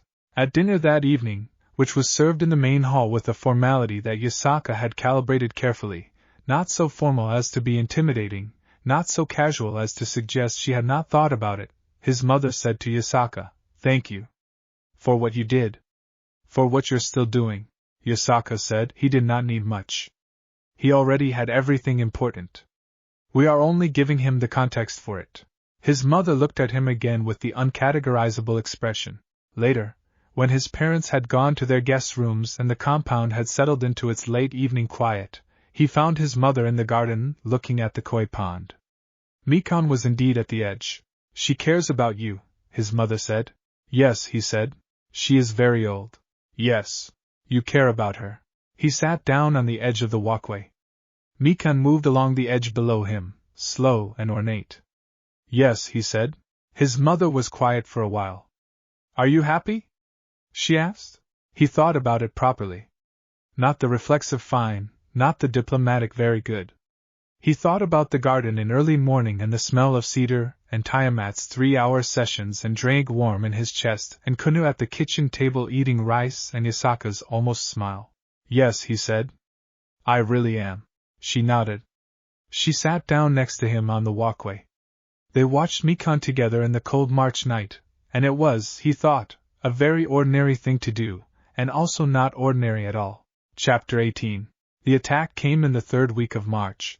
He had been expecting something. They all had. The message in the koi pond ice had not been an end, it had been a beginning, the way a weather system declares itself before it arrives. He had been expecting something. He simply had not been expecting it to be fast and small and wrong in the way it was wrong. It was not Raynare. He would think about this afterward, how different the architecture of the incident was from what he had anticipated, how the fallen angel faction had been smarter than a frontal assault. What they sent was a curse. He noticed it first because Drake noticed it. The warmth in his chest shifted subtly, from its baseline low burn to something attentive and slightly alarmed, a quality he had not felt from Drake before. He was in the middle of his morning run along the riverside when it happened, and he stopped running and stood still on the path and turned his attention inward. Something was wrong with the air. Not the air exactly. The space between things. The way the spiritual energy that Sora had taught him to sense moved through the district was different this morning, not flowing the way it usually flowed, diverted somehow, the way water moves differently when there is something in the riverbed. He turned around and ran back to the compound. He found Yasaka already moving through the inner garden with 2 of her senior staff, her tails spread wide, all 9 of them active, and the light they were generating was not the soft ambient glow he usually associated with them but something harder and more focused, sweeping the garden in careful arcs. You felt it, she said, without looking at him. Drake felt it. I felt him feeling it. He caught up to her pace. What is it? A binding curse. Layered. Someone planted it last night, or in the early hours. It has been setting like concrete while we slept. She stopped in the center of the garden and looked at the ground. If he looked in the right way, with the perception Sora had been training, he could see it faintly, a lattice in the earth, dark lines crossing and recrossing in a pattern that had a center. They are not trying to attack us directly. They are trying to make this place uninhabitable. A binding of sufficient strength, properly anchored, can seal a yokai's power in their own territory, make the place feel wrong, drive the spirits out. Can you break it? I am already working on it. But it will take time. And if it completes before I finish, the compound will be compromised for weeks. She looked at him. There is a secondary problem. What secondary problem? The anchor point is outside the compound. Approximately 300 meters north, under the shrine at the corner of the district. Someone placed the anchor there last night, and the shrine's own spiritual energy has been feeding it since. To break the curse, I have to break the anchor. But if I leave the compound while the curse is active, I cannot maintain the partial suppression I am currently doing, and it will accelerate. He looked at the lattice in the earth. He looked at her. I can get to the anchor, he said. You are not trained for curse mechanics. You don't need to break it mechanically. You just need to disrupt it, right? The anchor relies on the shrine's spiritual energy. If the shrine's spiritual energy is interrupted, the anchor loses its source. She looked at him. Tiamat has been working on my enhancement output, he said. At full enhancement, with Drake, I can generate enough spiritual interference to disrupt a local energy source. I have done it in training. Smaller scale, but the same principle. She was quiet for 3 seconds. This was a long time for Yasaka. The shrine is a historical site, she said. The disruption cannot damage it. I know what I'm doing. He met her eyes. You said I wasn't hollow. Another 2 seconds. Be careful, she said. He ran. The shrine was a small neighborhood one, the kind that exists in dozens in every district of Kyoto, old wood and orange torii and a stone basin for ritual water, surrounded by a tight canopy of old pines. He arrived at a run and slowed to a walk as he passed under the torii, because even now, even with his heart running fast and the gauntlet already forming on his left arm, he had absorbed enough from Bunta's lectures to know you do not run under a torii. He stood in the small forecourt and extended his perception the way Sora had taught him, feeling for the shape of the anchor, and there it was, embedded in the stone of the offering box. A dark thread of intention wound around the baseline spiritual energy of the shrine like a parasite vine around a tree trunk. He pressed his right hand against the offering box. Drake, he said. The gauntlet blazed. He did not hit it hard. He had thought about this on the run over, the way Tiamat had told him to think about the difference between force and precision. Force was what you used when you had to destroy something. Precision was what you used when you had to change something without destroying it. He pressed a carefully shaped burst of enhanced spiritual energy through the stone, targeted at the thread of the anchor and nothing else, and he felt it the way you feel a knot release, a sudden slack in the tension. The lattice in the compound, 300 meters away, began to dissolve. He stepped back from the offering box. The shrine was intact. The old pines moved in the morning wind. The stone basin reflected a pale March sky. He walked back under the torii. Tiamat was waiting outside. She had apparently followed him at some point, which he had not noticed. She was leaning against a vending machine on the street corner with her arms folded, watching him emerge from the shrine. Precision, she said. Yes. That is exactly what I meant, she said. When I said balance it like what it is. He was very tired. His left arm was trembling slightly from the output. But the compound's spiritual pressure had already normalized. He could feel it, the lattice gone. How'd I do? He asked. Adequately, she said. With significant room for improvement. But she was looking at him with those shifting eyes and there was something in them that was not the geological interest. Something more like the thing Yasaka's eyes did when she had confirmed something against a measurement she did not share. Come. You need to eat and recover. And you need to tell me exactly what you were thinking when you decided what approach to use, because if it was instinct and not calculation, we have more work to do than I thought. It was both, he said. That, she said, is the right answer. Chapter 19. Rias Gremory came to Kyoto in April. This was not unannounced. There had been 3 letters preceding the visit, an exchange that had grown from formal to something adjacent to normal, the kind of correspondence between 2 people who have not met but have established that they would like to and are being careful about the timing. She had written that she would be in Kyoto for a family event, which he understood to mean devil business that was not his to ask about, and she had asked if he would like to meet, and he had said yes. She arrived at a tea house in the Arashiyama district on a Thursday afternoon, which was not in the Yokai compound, which was deliberate on both their parts, a neutral territory that belonged to either of them. He arrived first, and was already seated when she came through the screen, and his first thought was that she looked exactly like someone who had been carrying a moderate weight for an extended period and had gotten very good at not showing it. She was tall, and red-haired in the specific shade of red that is so complete it seems deliberate, and she had the composure of someone who had been trained from very early to project composure, but underneath it, perceptible if you were paying the kind of attention he had been trained to pay, there was something that was relief. Issei Hyoudou, she said. Rias Gremory, he said. She sat. A server came. They ordered tea. There was a pause. You look well, she said. Better than the last time you saw me, he said. I never actually saw you, she said. I arrived at the riverside about 90 seconds after Yasaka left with you. I saw the blood on the grass and a lot of very disrupted spiritual energy. She folded her hands on the table. I was not certain you had survived. I found out you had when Yasaka's people made contact with my network approximately a week later. I'm sorry I worried you. You were not in a position to do otherwise. She looked at him. Up close, her eyes were gray-blue, and the intelligence in them was substantial. I wanted to apologize. Properly. Not in a letter. You wrote 3 times that it wasn't your fault. It wasn't. But I was watching your area because I knew there was a sacred gear manifesting, and I moved too slowly. I chose to observe rather than intervene before the incident, and that choice had a consequence. She met his eyes. I am sorry for that. He held her gaze. I accept the apology, he said. But I want to be clear. I don't hold it against you. I didn't then and I don't now. The person who hurt me was Raynare. You tried to get there. Something in her expression adjusted, a very controlled adjustment. Thank you, she said. They drank tea.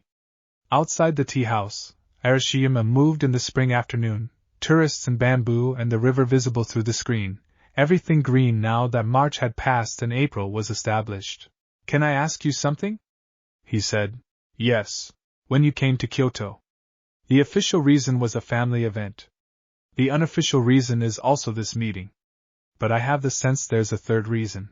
She did not look surprised. She also did not look at anything but him, which he took as confirmation. I wanted to see if Yasaka was treating you well, she said. I know her by reputation. The reputation is excellent. But reputation and reality are not the same thing. And, you answered when I walked in before I had a chance to say anything. You did not look at me with wariness. You looked at me with straightforward attention, the kind of attention someone has who is comfortable, who does not need to be defensive. She paused. She is treating you well. She is, he said. Better than I could have anticipated. I am glad. She said it simply, without qualification. Whatever happens next, I am glad. They sat in the tea house for 2 hours. They talked about a great many things, Ko and Kyoto and the political landscape and what it was like to grow up knowing you were going to inherit a significant amount of power and responsibility, and what it was like to be 16 on a riverbank and have the structure of your life completely rearranged in a single evening. She listened to him the way smart people listen, not waiting for her turn, actually listening. He listened to her the same way. When they parted at the door of the tea house, she said, "The door is still open." "I know," he said. "I think I'll need it someday." "I think so too." She looked at him with those gray-blue eyes. Whatever you decide about Issei. Whatever you decide about devils and factions and sacred gears and all of it. What you are underneath all of that is a good person. Don't let anyone make you forget that.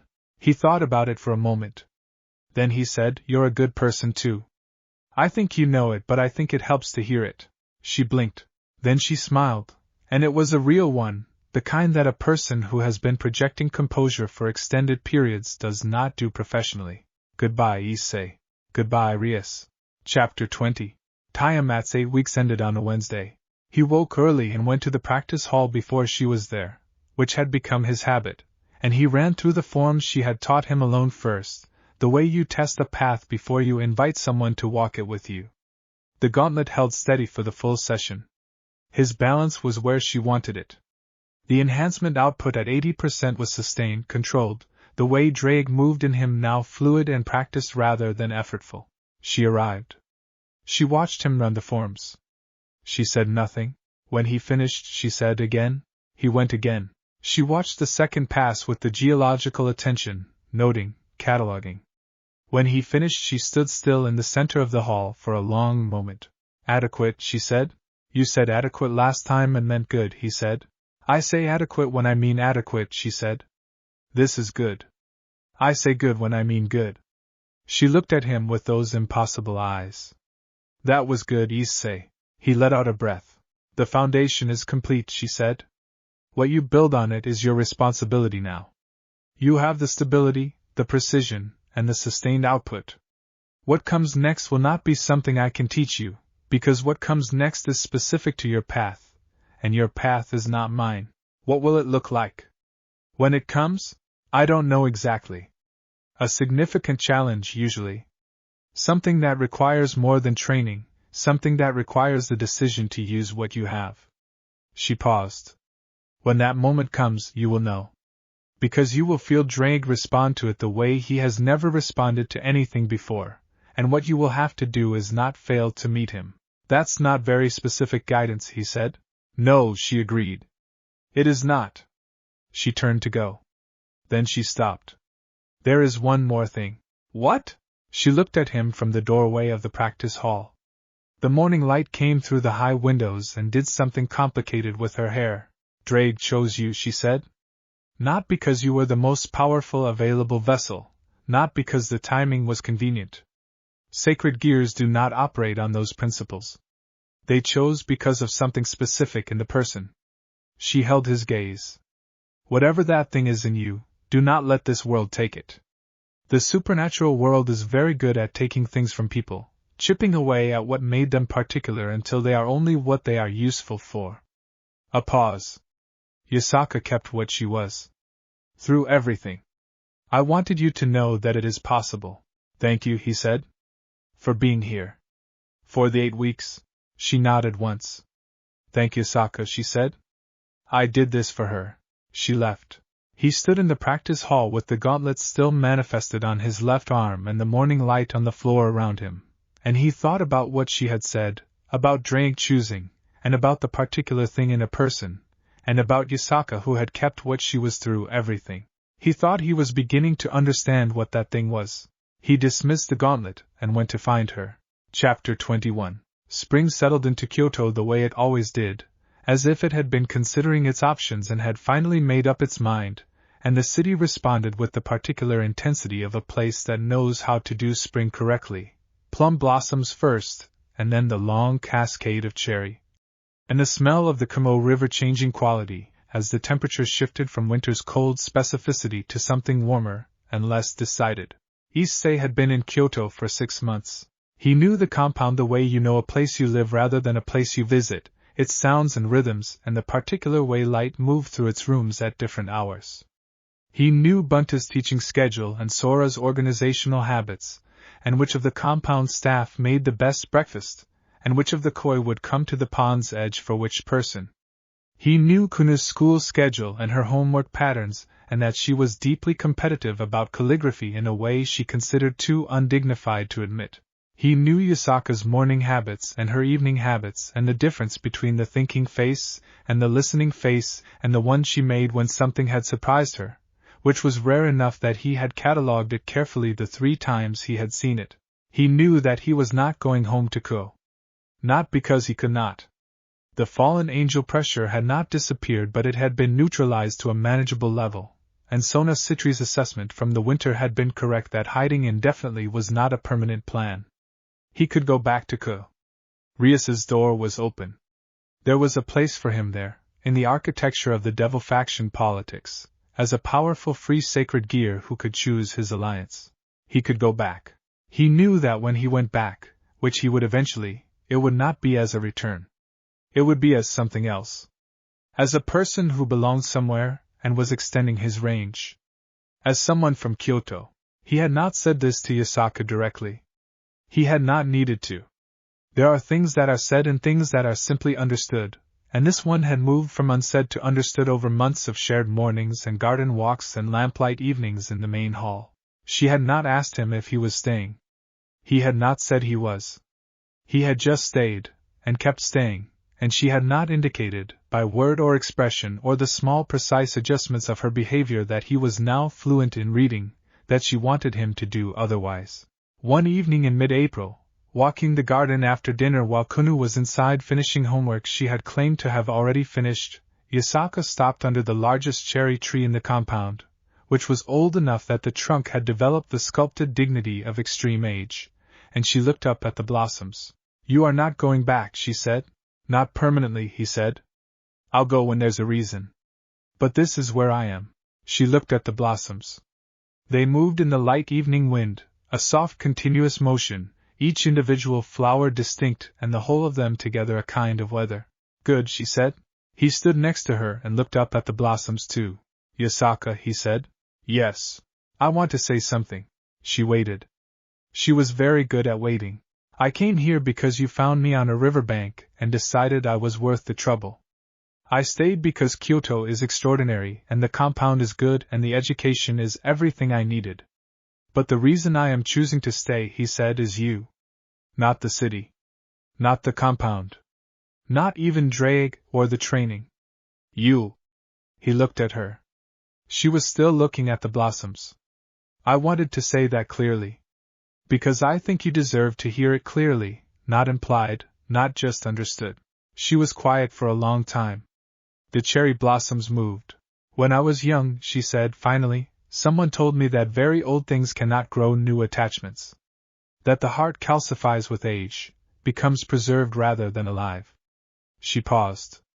"I believed that for a long time. It seemed to explain certain things. And now?" he said. She looked at him. "And now," she said, "I think they were wrong." The cherry tree moved above them. Kuna's light was on in her room. The city was present around them in the way it was always present, old and continuous and indifferent to individual moments because it had seen enough of them to know that they accumulate into something important over time. He did not say anything else. She did not either.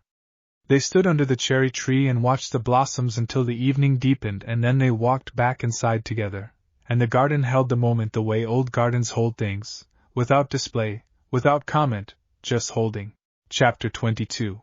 The Gremory moved in May. Not against Issei directly. Not against the compound. They had learned from the binding curse that Yasaka's territory was defended effectively, and that direct action would be expensive. What they did instead was target the political architecture.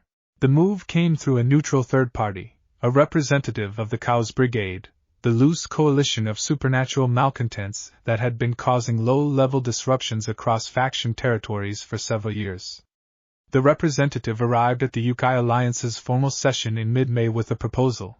The Chaos Brigade was interested in expanding its influence in the Kyoto region and was prepared to offer material support to the Gremory's position if the Gremory would guarantee certain territorial considerations. This was, on its surface, a brigade matter. It became a Yokai matter when the territorial considerations in question turned out to include a section of Kyoto itself. Issei was not in the formal session. He was not supposed to know about it at all, and he did not, until Sora came to find him in the practice hall at midday with an expression that she very carefully had not allowed to become alarmed but that he could identify as alarmed because he knew her. "Yasaka needs you," she said. He followed her. The session hall was large and formal, ink-painted screens and tatami and the smell of old incense that lived in old formal rooms. The Yokai Alliance's senior representatives ranged along two sides of a long low table. At the head of it, Yasaka sat with the stillness that was not her ordinary stillness, the one with something underneath it. The brigade representative was a young man who looked like a graduate student, and was not a graduate student, and he was still present, which meant the session had not concluded. Yasaka looked at Issei when he came through the screen. She looked at him for 1 second. "Please join us," she said, which in this context meant something specific, which was that his being here was a statement. He sat beside her. The brigade representative looked at him with the specific attention of someone who has just been shown a variable they had not included in their model. "This is Issei Hyoudou," Yasaka said.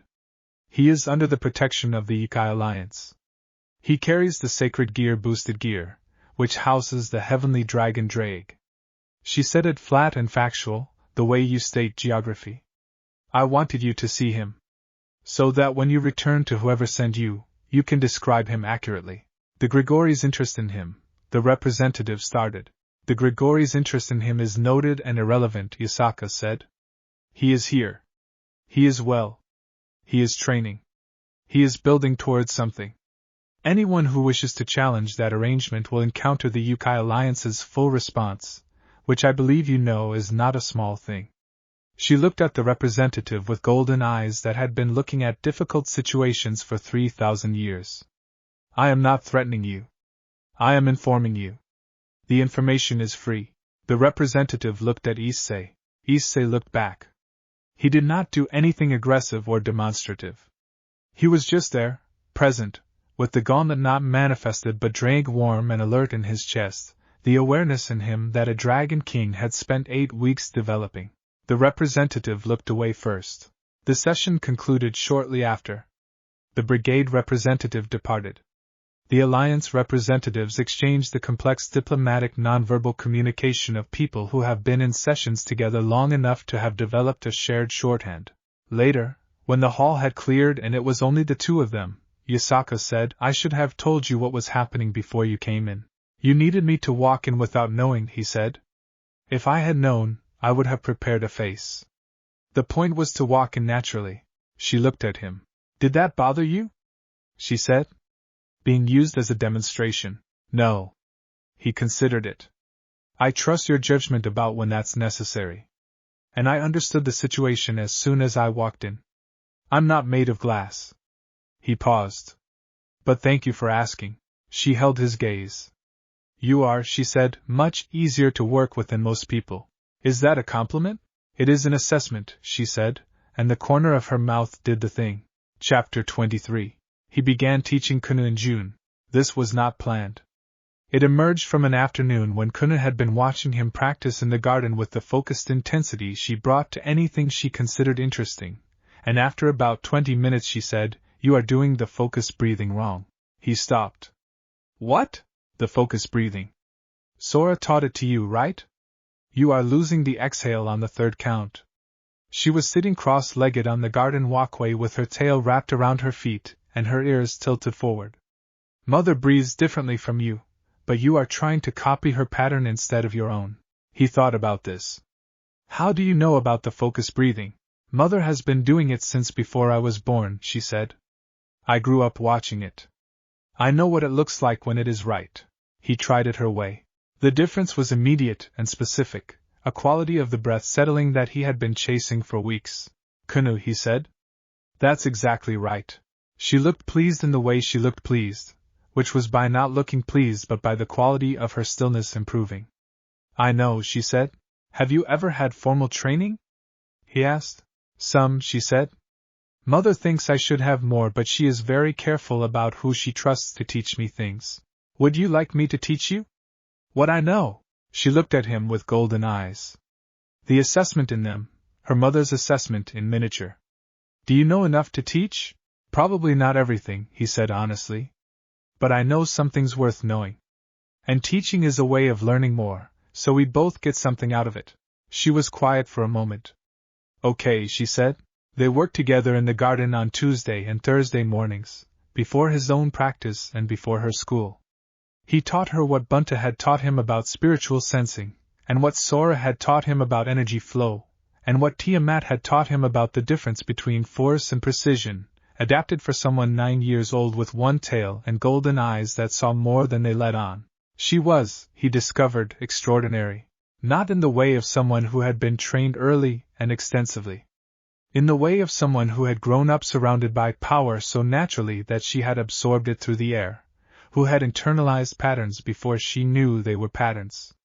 She needed less explanation than he had needed. She needed him to name things she already intuitively understood, to give language to the knowing.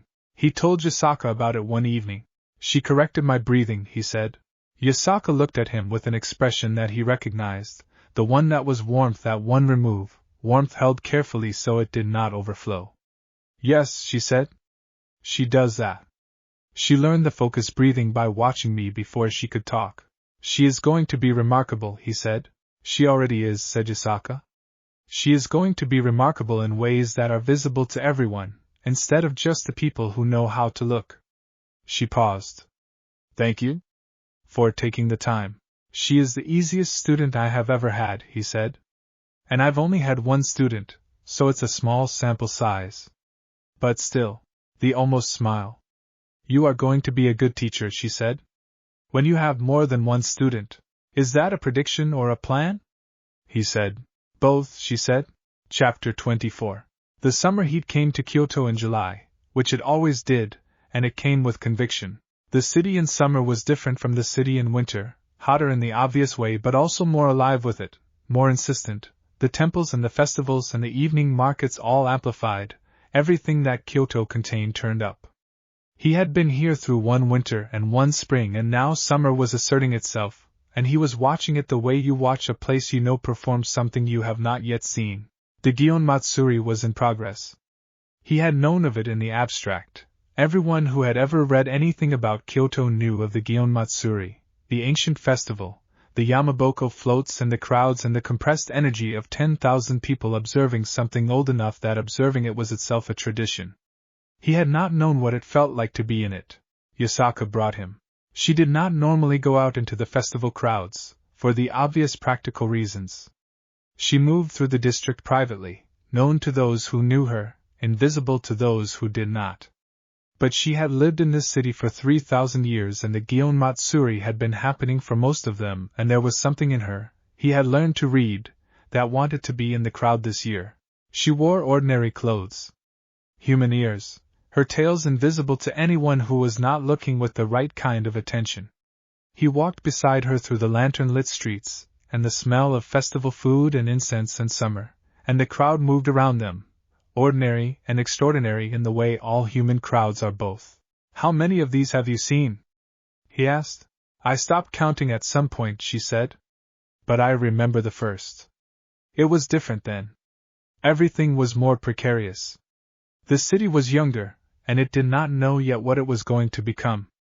She watched the crowd. I knew. I could feel what was accumulating. But it is not satisfying to know something is going to happen. The satisfaction is in being present when it does. Is that why you stayed? In Kyoto? All this time? Partly. She watched a Yamaboko float pass, enormous and intricate, gold lacquered in the torchlight. Partly because this city chose me the way certain things choose each other. Not purposefully. Just correctly. He thought about being chosen. About what Tiamat had said? About correct things. Yasaka, he said. Yes. When you said the heart doesn't calcify. When you said they were wrong. She watched the float. Yes, she said. I want to know what you meant by that. Specifically. She turned and looked at him. The festival moved around them, the lanterns swaying, the crowd carrying them gently in its drift. Her golden eyes were the same shade as the lantern light, or the lantern light was the same shade as her eyes, he could not tell which. I meant, she said, that I did not expect to want someone to stay. I have had people here before, colleagues and students and the various attached persons that come with the running of an alliance. They come and they go, and the city continues. I did not expect to have a preference.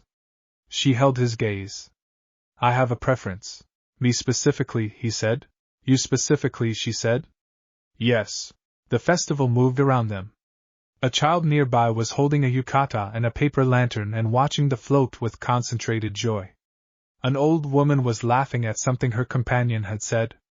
The Yamaboko moved through the street with its ancient dignity, and the crowd parted for it, and came back together afterward, unchanged and changed. I have one too, he said. A preference. In case that wasn't clear. It was clear, she said. I wanted to hear it anyway. Good, he said.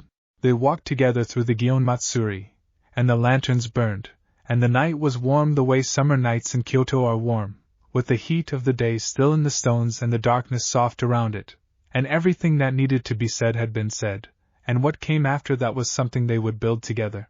Chapter 25. A dragon appeared in August. Not Drake, who was always present. Not Tiamat, who had departed in April. An actual dragon, physical, manifested, which arrived from the east at dawn and circled the compound 3 times before landing in the outer garden in the form of an old man who smelled of deep water and moved with the particular unhurried care of something very large inhabiting a very small shape. His name was Vritra. Issei knew the name.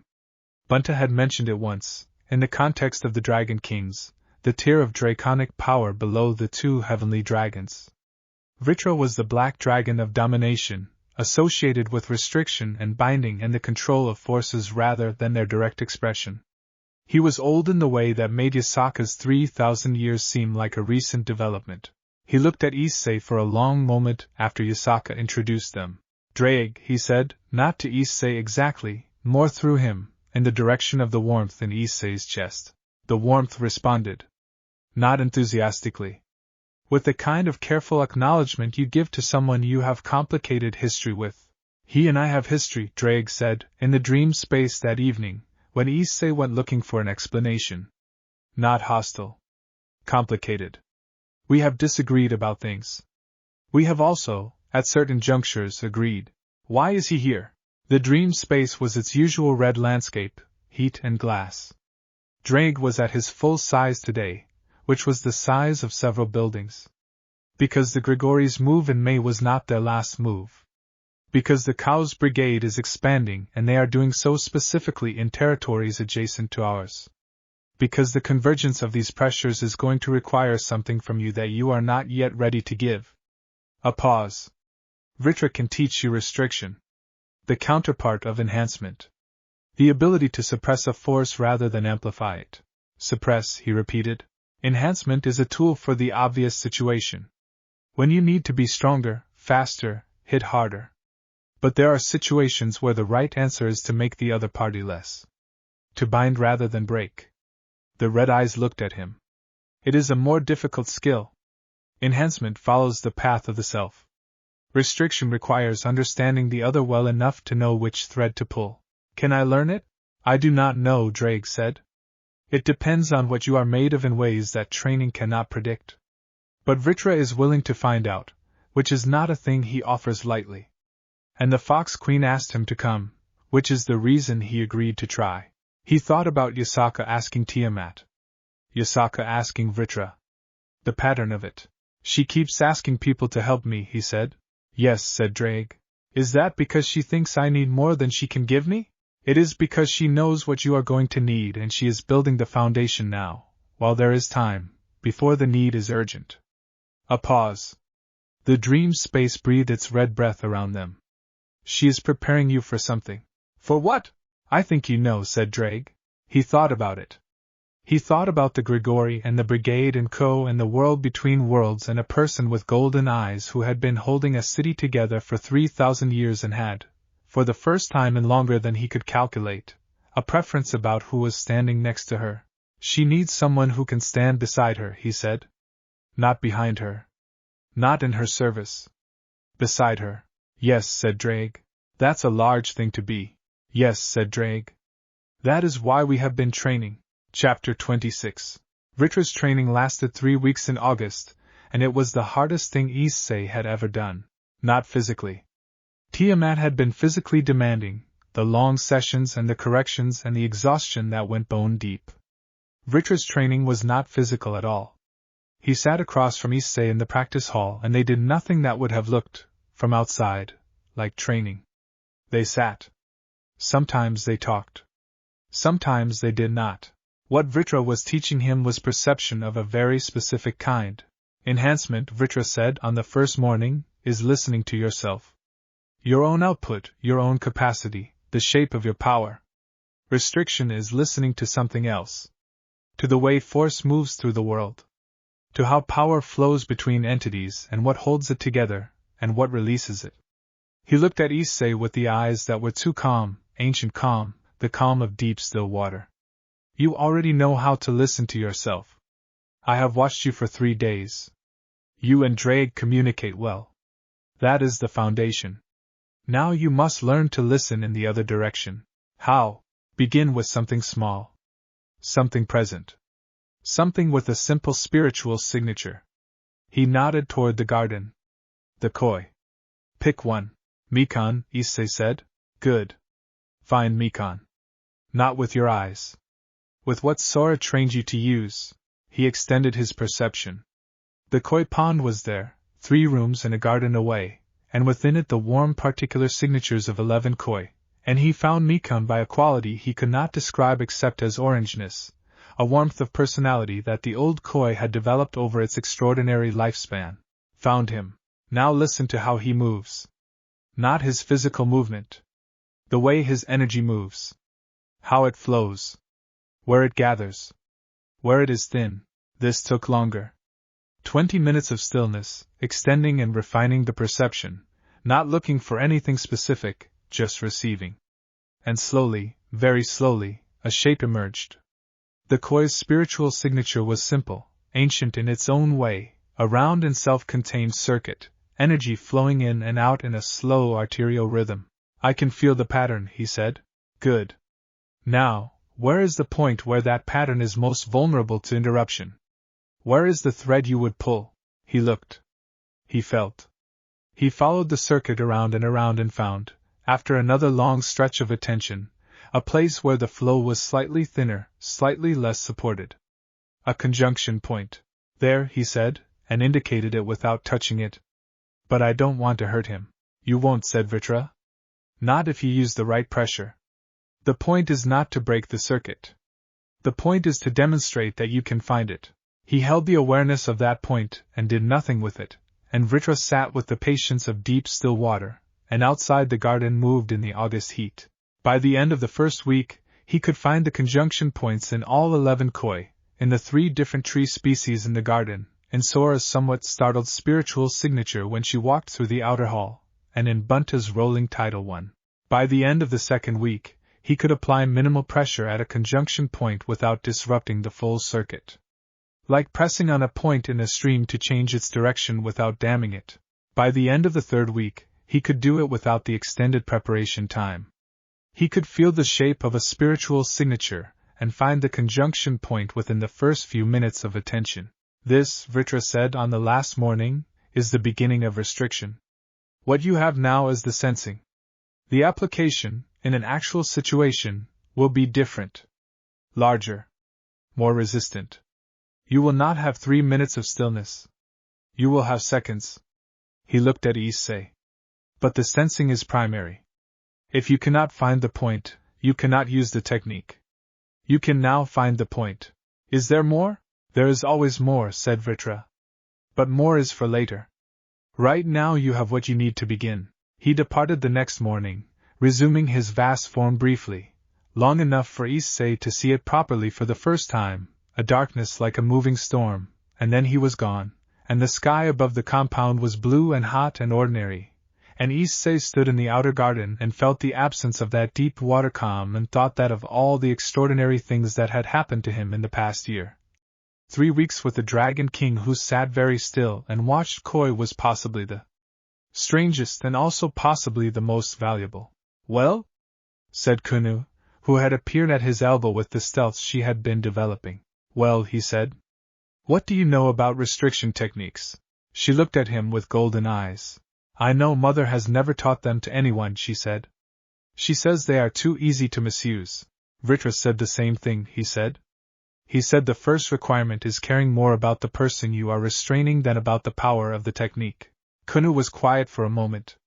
That makes sense, she said. If you care more about the technique than the person, you will use more than you need. That's exactly right, he said.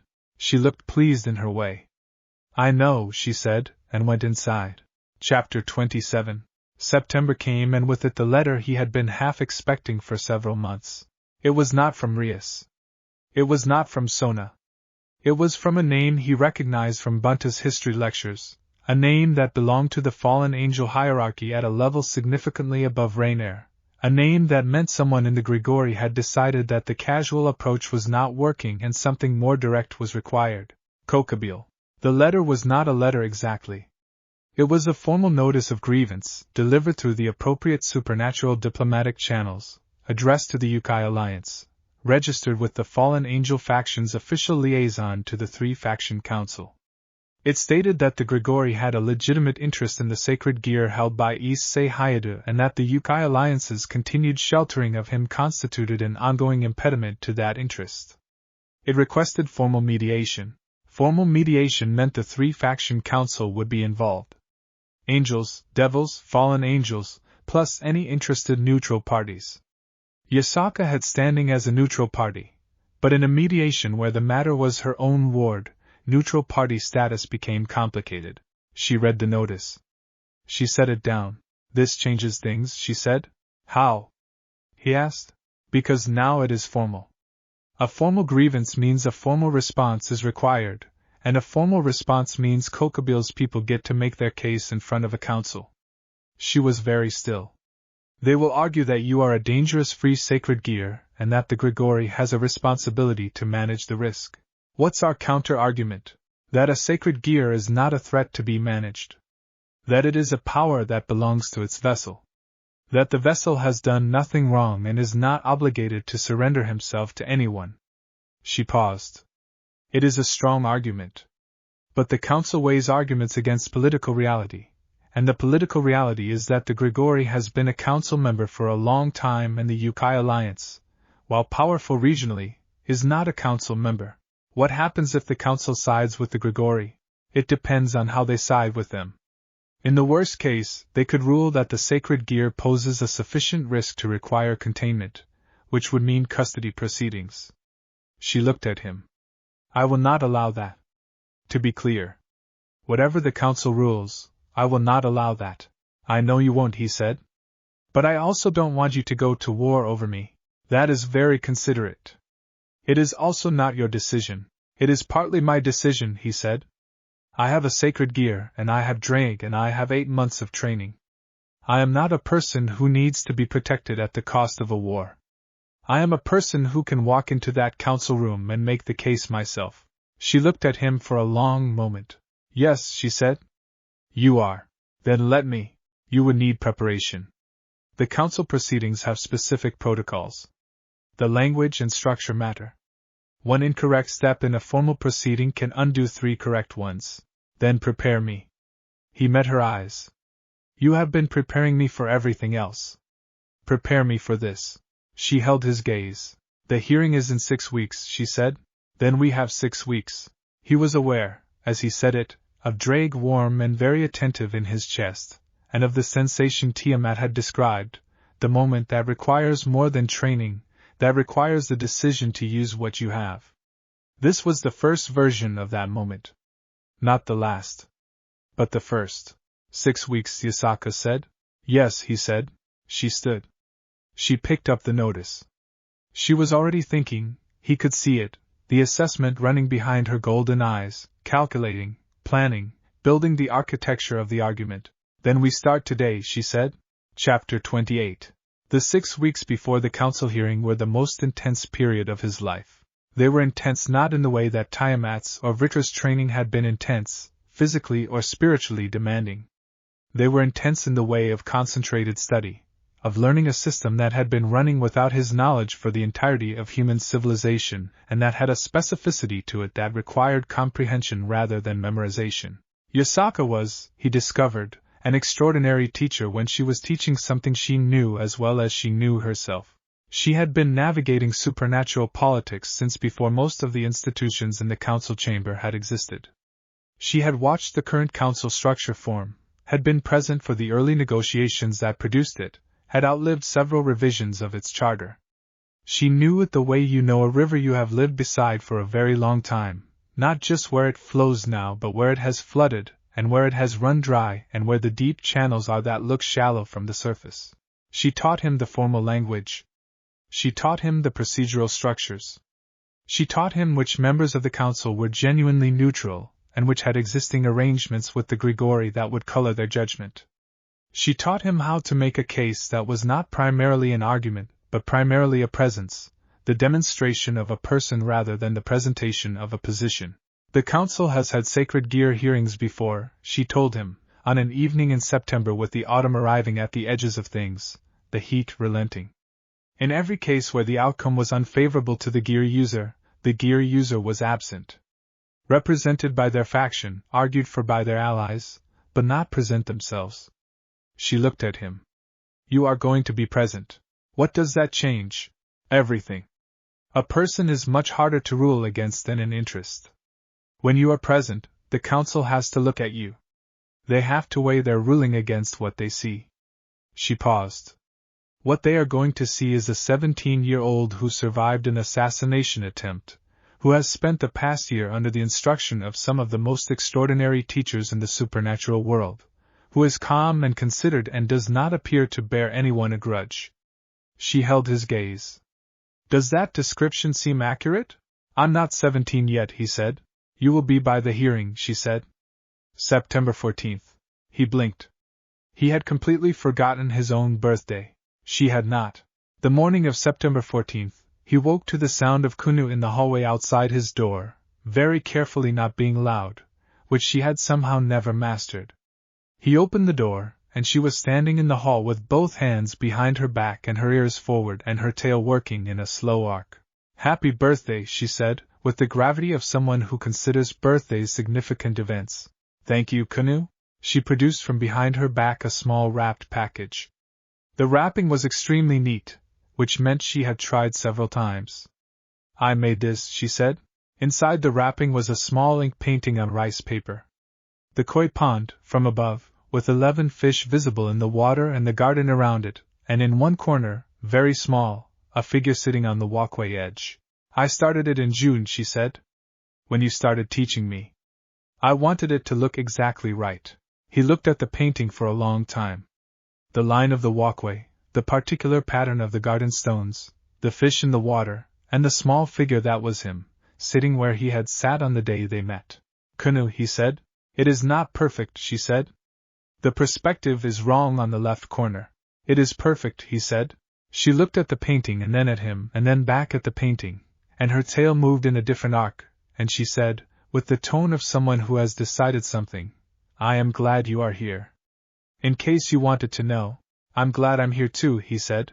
That evening, Yasaka led him to the main hall, which had been quietly transformed while he was occupied elsewhere, lanterns added and a low table set with a care that was not ceremony but was adjacent to it. Sora and Bunta were there. Several of the compound's senior staff. And on the table, a meal that he understood, from the dishes, had been thought about. He sat at the head of the table, which he had never sat at, and looked at all of them, these people who had become his, and the year moved through him all at once, all 12 months of it, the river bank and the first morning and the garden and the training and Tiamat and Vritra and the festival and the hearing coming in 2 weeks and all of it, every piece of it, every correction and conversation and evening walk and lamplight hour.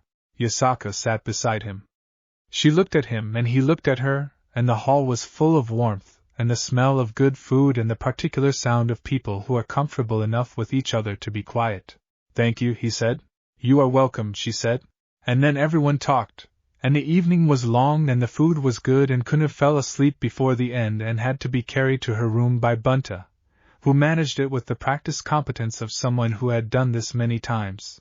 He sat in the empty hall afterward, the lantern still burning, the table cleared, the sound of the compound at night around him. He sat with drag warm in his chest, and the painting in his room, and the hearing in 2 weeks, and everything he had become in the year since a spear of light had hit him on a riverside and left him for dead. He was not left for dead. He was here. He was whole. He had work to do. The city of Kyoto was ancient and continuous around him, and somewhere in the compound a woman with golden eyes who did not have a preference about many things had a preference about him, and that was not the whole story, but it was the center of it, the load-bearing part, the thing everything else was built around. He blew out the last lantern. He went to bed. Tomorrow the work continued, and he was ready for it. The Fox Queen's Ward. Act 3. Chapter 29. The three-faction council convened in a place that was not in Japan, or rather was in a Japan that did not appear on any map produced by human cartographers, a territory maintained in the fold between the physical world and the spirit world where formal supernatural proceedings had been held for centuries. It was reached by a transit that felt like walking through a doorway and emerging somewhere. The light was different, not darker or brighter but with a different quality, as if the light here had a longer history and was aware of it. Issei had been through stranger things by now. He walked through the transit with Yasaka beside him and two of her senior retainers behind them, and when he emerged on the other side he stood in a hallway of pale stone and looked at the architecture around him and understood what Bunta had meant when he said that the council proceedings were old enough to have developed a gravity of their own. The hallway was not empty. Along its length, figures waited, some in conversation, some alone, some in small clusters that did not appear to be conversing but were clearly communicating. He identified angels by the light around them, not visible exactly but present the way warmth is present before you locate its source. He identified fallen angels by the specific quality of darkness in the light they carried, the same energy but with something inverted in it. He identified devils by other means, the particular combination of power and composure that Rias and Sona had both carried, a quality of being accustomed to having a great deal and finding it unremarkable. Several of them looked at him. He looked back.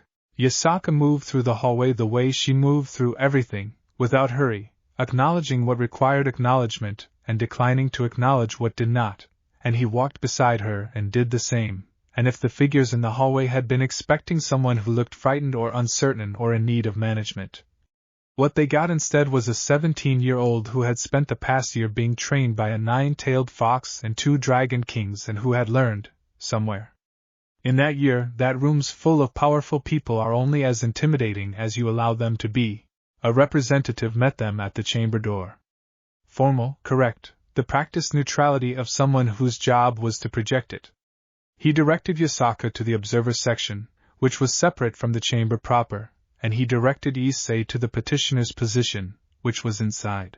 Yasaka stopped. She looked at him. He looked at her.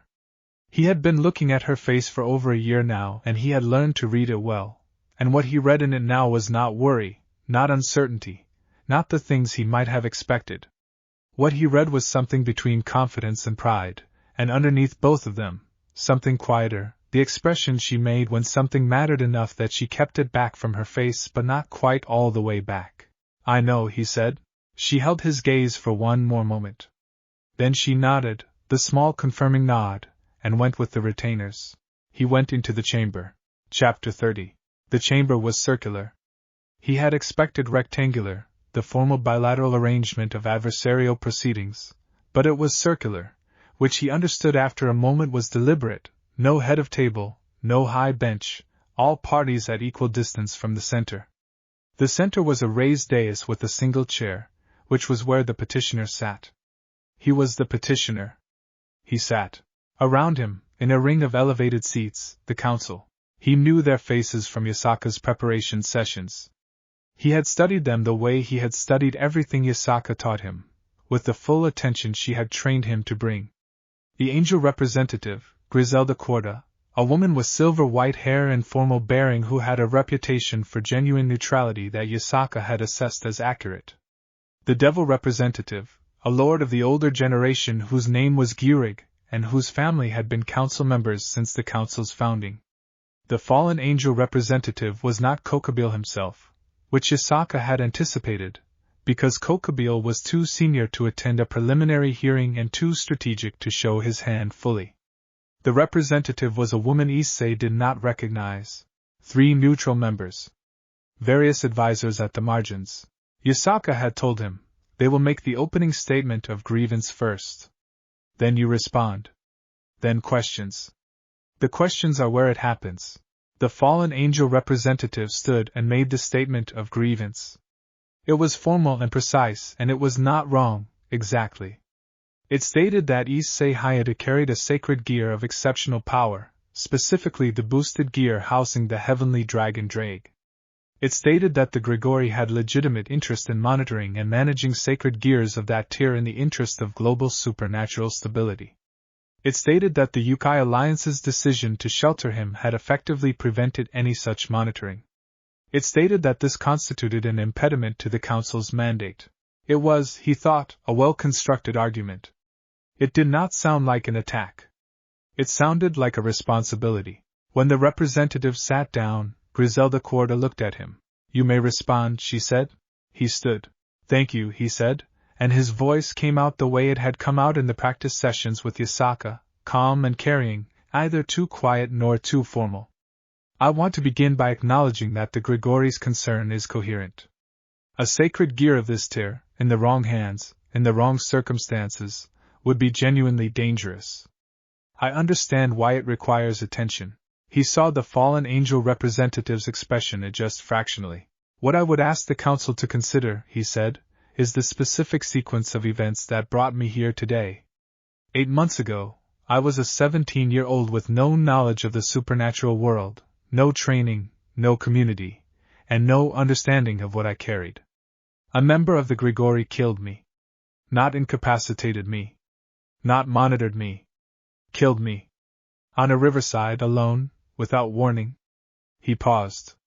He did not do it for effect. He did it because the next sentence needed room. The Gremory's management of my sacred gear began with an assassination attempt. The chamber was quiet. I survived because Lady Yasaka of the Yokai Alliance happened to be passing through and chose to exercise her jurisdiction. In the months since, I have received comprehensive training in the management and application of my sacred gear from some of the most qualified teachers in the supernatural world. I am not a danger to global stability. I am not unmonitored. I am not unsupported. He looked around the circle. What I am is a person who was given a choice between dying at the hands of the Gremory and living under the protection of the Yokai Alliance, and I chose the option that did not involve dying. I would like to continue making that choice. Silence. Then Griselda Corda said, You are very calm for someone in this position. I've had a good year, he said. Something moved in her expression. Not quite a smile, but the ancestor of one.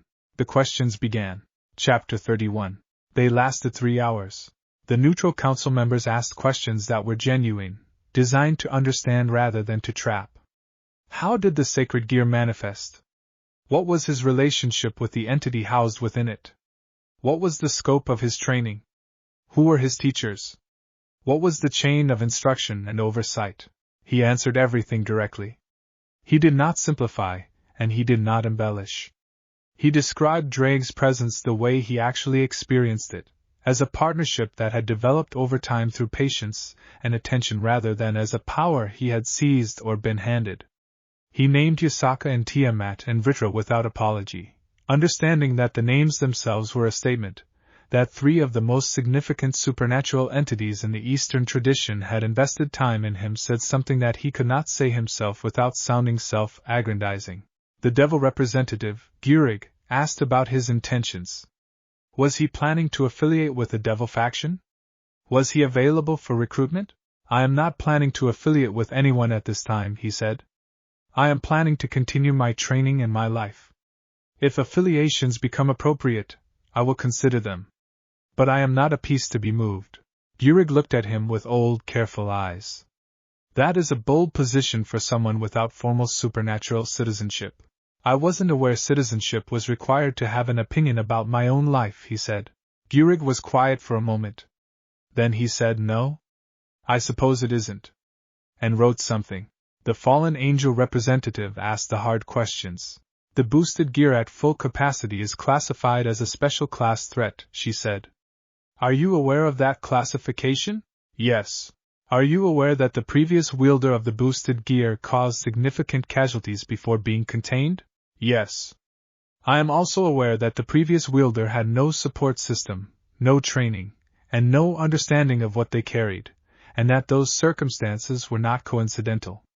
They were the product of a system that prioritizes containment over development. He met her gaze. I am what happens when development is chosen instead. That is an optimistic interpretation. It is an accurate one. You can ask Tiamat. A pause. The mention of a Dragon King's name in this context had a specific weight, and she felt it. One final question, the fallen angel representative said. If the council were to rule that continued monitoring of your sacred gear is required, what would your response be? He considered the question. He considered it properly, not for the answer he wanted to give but for the true one. Monitoring by a neutral party, with defined scope and appropriate notice, I would accept, he said. Monitoring as a mechanism for Gregory access to my person or my sacred gear, I would not. The distinction is between oversight and ownership. I accept oversight. I do not accept ownership. He looked at the representative steadily. And I would expect the council to understand the difference. Another silence. Griselda Corda said, We will deliberate. He stood. He bowed correctly, which he had practiced until it was natural. He walked out of the chamber. Yasaka was waiting in the hallway. She looked at him. How did it go? She said. I said what needed to be said, he said. She held his gaze for a moment. Then she said, Yes. I imagine you did. Chapter 32. The deliberation lasted 2 days. He waited in the compound. He practiced. He taught Kuna on Tuesday morning. He had dinner with Bunta, who told stories about the early days of the Yokai Alliance in the voice of someone who had been there for some of them and had been told about the rest by people who were still annoyed about events that had happened 600 years ago. He walked in the garden with Yasaka in the evenings and they talked about things other than the council, which was the most deliberate thing either of them did in those 2 days. On the 3rd day, the ruling arrived. It came in formal document, sealed with the council's mark, addressed to Issei Hyoudou through the Yokai Alliance as his registered representative. Yasaka brought it to him in the garden where he was practicing restriction techniques with one of the compound's resident spirits, a small wind sprite named Fuyu who had been enthusiastically volunteering for this purpose since she discovered she was indetectable to him for the first 6 sessions. He broke off the session and opened the document. He read it twice. He looked up at Yasaka. The Gregory's claim is denied, she said, reading his face. Yes. He looked at the document again. On the grounds that a sacred gear holder has the right of self-determination provided they can demonstrate adequate stewardship of their abilities, and that no credible evidence of threat to supernatural stability exists. He found the clause Griselda Corda had apparently argued for in deliberation. With a proviso that the council may request a status review in 2 years, to be conducted through neutral party assessment. The neutral party to be agreed upon in advance, Yasaka said, reading over his shoulder. They recommended Griselda Corda herself. Good. She is honest.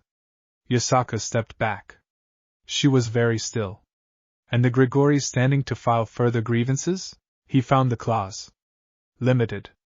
They can file a new grievance only if new evidence of a specific threat emerges. They cannot file based on general concern about sacred gear tier. That is more than I expected, she said. I think what I said about the assassination attempt landed, he said. Hard to argue responsible management when your first move was to kill the person. Yes, said Yasaka. I thought it might. Fuyu the wind sprite made a small excited spiral above their heads, having decided this was good news.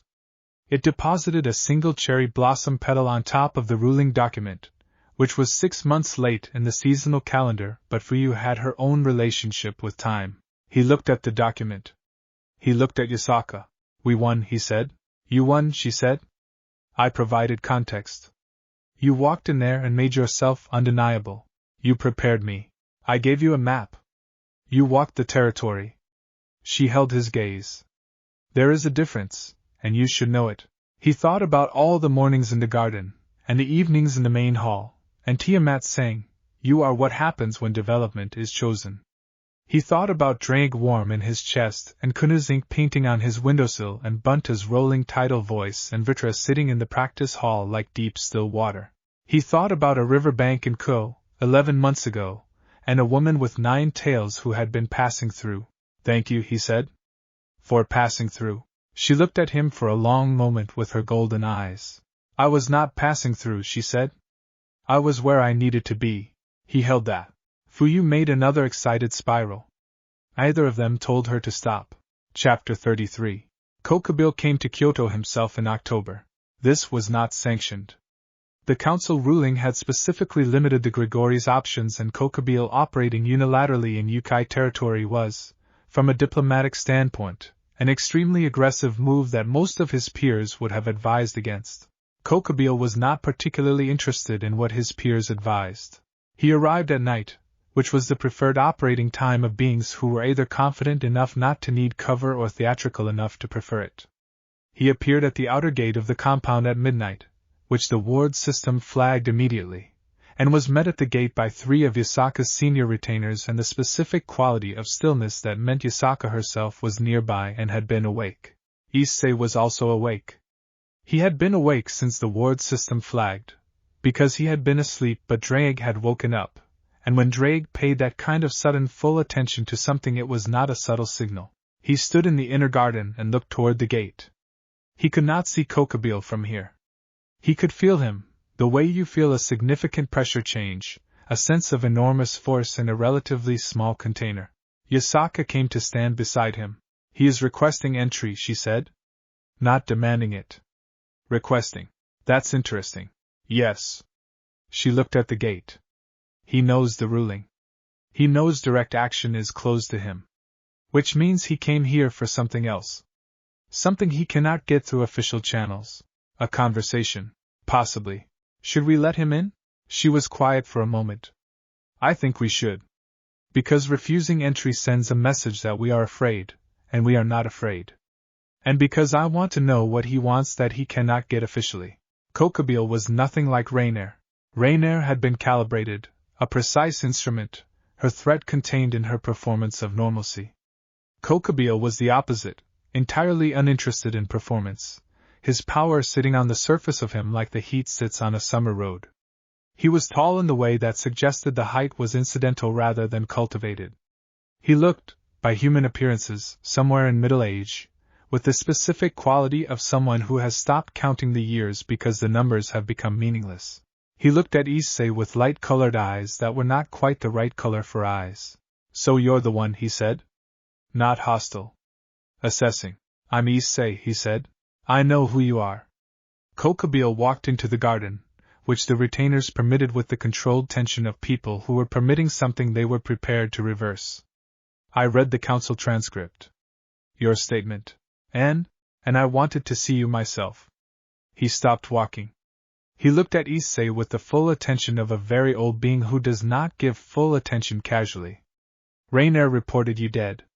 When I discovered you were alive and in Kyoto, I attributed it to luck. Then the council session happened and I revised my attribution. What did you revise it to? Competence, Kokubile said. Specifically your own. The 9-tailed fox is extraordinary, yes. The dragon kings are extraordinary. But their involvement does not explain the person who walked into a formal council proceeding alone, and made the case that changed the ruling. He looked at him steadily. That was you. Yes, he said. I am here because I made a mistake, Kokubile said, with the specific flatness of someone who does not admit mistakes easily and has decided to do it anyway for a reason. Raynare's operation was sanctioned by my office. The assessment that you needed to be eliminated before you developed was mine. He paused. That assessment was wrong. I can read the difference between a danger and a developing power, and I misread you. Issei was quiet for a moment. Are you apologizing? He said. I am acknowledging an error. Whether that is an apology is a semantic question I am not particularly qualified to answer. Kokubile looked at him with those not quite right eyes. What I am saying is that the Gregory's position going forward does not have to be adversarial. The council ruling limits our options, but it does not require enmity. You are going to be significant. What you do with that significance has not yet been determined. No, he agreed. I would prefer, Kokubile said, that what you do with it does not become a problem for my organization. I would prefer not to be stabbed again, Issei said. Something in Kokubile's expression shifted. It might have been the ancestor of respect. Then we have compatible preferences, he said. He stayed 20 minutes. He drank the tea that Yasaka offered him, which was itself a statement, since accepting tea in someone's home was a specific form of acknowledgement in the traditions he moved in. He spoke with Yasaka briefly, formally, two significant powers recalibrating their positions. Then he stood, and bowed, which was not the bow of someone in a lesser position but the bow of someone who is choosing to mark a moment. He left. The gate closed. Yasaka looked at Issei. That, she said, was not what I expected. No, he said. But it makes sense. He is not irrational. He made a decision based on available information. The information was wrong, and now he is updating. You are being remarkably gracious about someone whose decision nearly killed you. He came here himself, at midnight, to say it was wrong. He looked at the gate. I don't know if that's enough. But it's not nothing. Yasaka looked at him with those golden eyes for a long time. No, she said. It is not nothing. Chapter 34. November arrived in Kyoto with rain. Long, steady, meditative rain, the kind that turns the city interior and draws people to windows. The compound smelled of wet cedar and old incense, and the particular warm humid scent that stone develops when it has been rained on for a long time. Kunu did homework at the kitchen table with her ears folded back against the rain noise, which was not something rain could actually affect but was her habit nonetheless. Bunta told longer stories than usual, which was already saying something. Sora reorganized the library for the third time, which was her wet weather response. Issei sat in the main hall with Yasaka and they read, and outside the rain came down. He had been thinking, in the weeks since the council hearing, about what came next. Not the next training session, not the next political development, but the larger what next, the question of direction that the council ruling had, paradoxically, made more urgent. Before the hearing, the immediate project had been survival and preparation. The hearing had resolved the immediate threat. What was left was the question of what he was doing this for. He had been thinking about Ko, not about going back permanently. He had settled that question in April under the cherry tree. But Ko had a situation that was not resolved and that was going to require resolution eventually. Raynare had been operating in Ko's region under Kokabil's sanction. The fallen angel activity that Sona had reported in February had not disappeared with the council ruling, it had simply been constrained.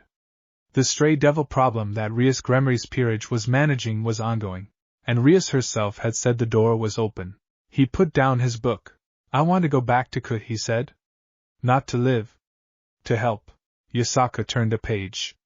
Tell me what you are thinking. Rias Gremory is managing a complicated situation with her peerage. Sona Citri is managing the political landscape. The fallen angel activity has been reduced but not eliminated. I have capabilities now that are relevant to those situations. He looked at the rain. And I left in a hurry. I want to go back the right way. The right way meaning? As myself. With everything I've become. Not hiding in Kyoto. Going back to the place I came from as the person I am now and doing something useful there. Yasaka set her book down. She looked at the rain. When? She said. Not immediately. I want to be ready in a specific way. I want to contact Rias first. Arrange a meeting on terms that are clear. Go in without ambiguity about who I am and what I can do. And this place? Us? He looked at her. This is home, he said. Ko is somewhere I came from. This is where I come back to. She held his gaze. Good, she said. Is that all you're going to say? What else would you like me to say? I don't know. Something. She looked at the rain again, and then she looked back at him, and the warmth in her expression was the unguarded kind, the kind she did not manage the way she managed most things. I am proud of you, she said. That is something, I think. He sat with that. It was something. It was quite a lot, actually. Thank you, he said. They went back to their books. The rain continued. The compound was warm around them, cedar and incense, and the sound of water, and somewhere in the kitchen Kunu was doing homework and Bunta was telling a story to whoever would listen, and the city of Kyoto was out there in the rain being itself, old, and continuous and full of things that lasted. Chapter 35. He wrote to Rias in November. It was a longer letter than their previous exchange, because the situation warranted it. He told her about the council hearing. He told her about Kokabil's visit, which he thought she should know about because it affected the political landscape in her region. He told her that he was considering a visit to Ko, not to stay, but to meet properly and to see what help he could offer with the stray devil situation she had mentioned in one of her letters. He told her one more thing. He told her that he had Drake's full cooperation, that the sacred gear was stable and the relationship with its entity was functional, because he understood that this was the kind of information that a person managing a supernatural territory needed to have, and because Rias had been honest with him from the start and deserved honesty in return. Her reply came in 4 days. Issei, everything you have told me is remarkable and none of it surprises me. I had a sense, from our meeting in Arashiyama, that the year had done something significant to you, and the council transcript confirmed it. You were formidable in that chamber. I mean that as the highest compliment I can offer. I want you to come to K. Not because I need your power, though I will not pretend your capabilities wouldn't be useful. Because I would like you to see what we have built here, and I think you would like it, and I think there are things we can do together that neither of us can do alone. I will tell you honestly, I have also been doing some thinking about the structure of things. About what it means to approach the supernatural world differently than our predecessors did. Sona and I have been discussing it for some time. I think you would have things to contribute to that conversation. Bring whatever you need. The Gremory house is large. RG. He read it twice. He read the line about approaching the supernatural world differently than their predecessors did 3 times. He showed it to Yasaka. She read it. She set it down. She is thinking about the same things you are thinking about, she said. Yes. When she says things we can do together that neither of us can do alone. Yasaka looked at the letter. She means something specific by that. I think so too. He paused. I want to find out what. Then go. He looked at her. Go, she said again, with the tone she used when she had already thought through something and arrived at the conclusion some time ago, and was simply waiting for the conversation to catch up. You will be back. You know that. I know that. Go find out what she means. Kunu will ask where I went. Kunu will ask approximately 30 questions about Ko and whether the devils there are as interesting as the ones she has read about, and I will answer all of them. He smiled. She would like Rias. Most people do, Yasaka said. She sounds like someone worth liking. He wrote back to Rias the same afternoon. He said he would come in December, before the new year. He said he was looking forward to it. She wrote back the next day. Good. I'll have the guest rooms made up.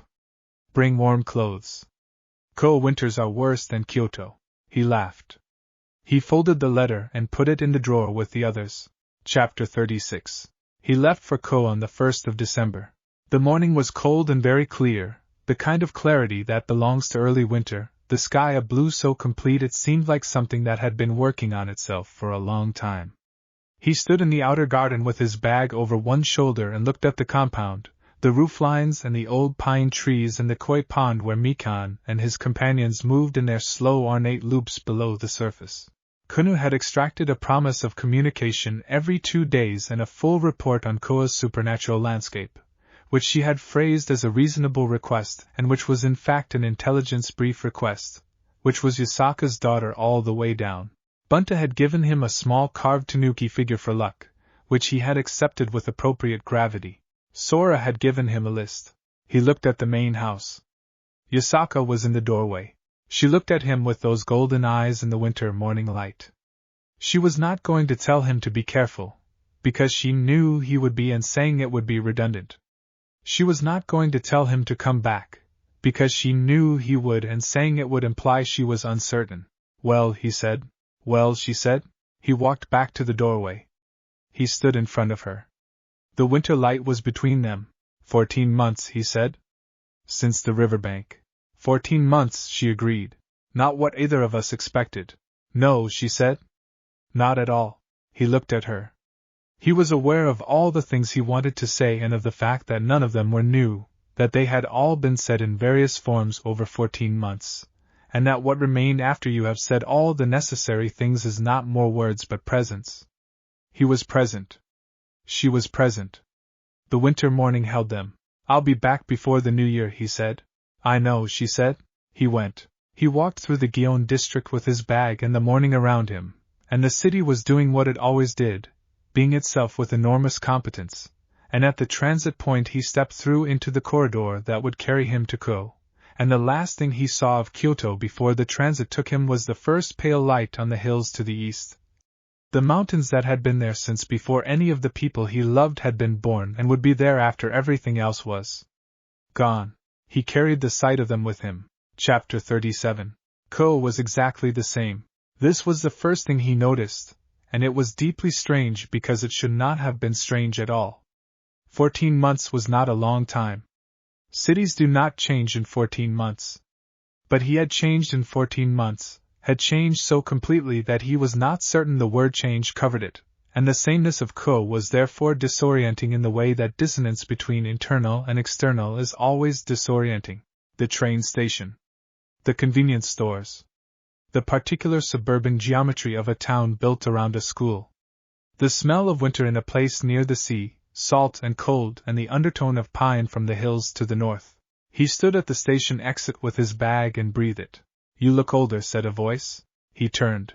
Rias Gremory was leaning against a car with her arms folded and the same red hair catching the winter sun and an expression that was different from the one she had worn in the Arashiyama tea house, more at ease, more like someone in their own territory. Which she was. "It's been 14 months, he said. "That's not that long," she said. "You'd be surprised," he said. She looked at him for a moment with her gray-blue eyes doing the intelligent cataloging. "Yes," she said. "I think I would." She pushed off the car. "Come on. I'll show you the place." The Gremory property in Ko occupied a section of the old town near the school, traditional architecture maintained with the care of people who have resources and values that include preservation. He walked through it with Rias doing what she did when she was showing someone something she was proud of, which was talking in the way of someone who is listening to themselves describe the thing and confirming, as they do, that yes, this is good, this is worth being proud of. Her peerage was there. He met them in the main reception room and they were, he thought, exactly what you would expect from Rias Gremory, because Rias Gremory had specific tastes and those tastes were evident in the people she gathered around her.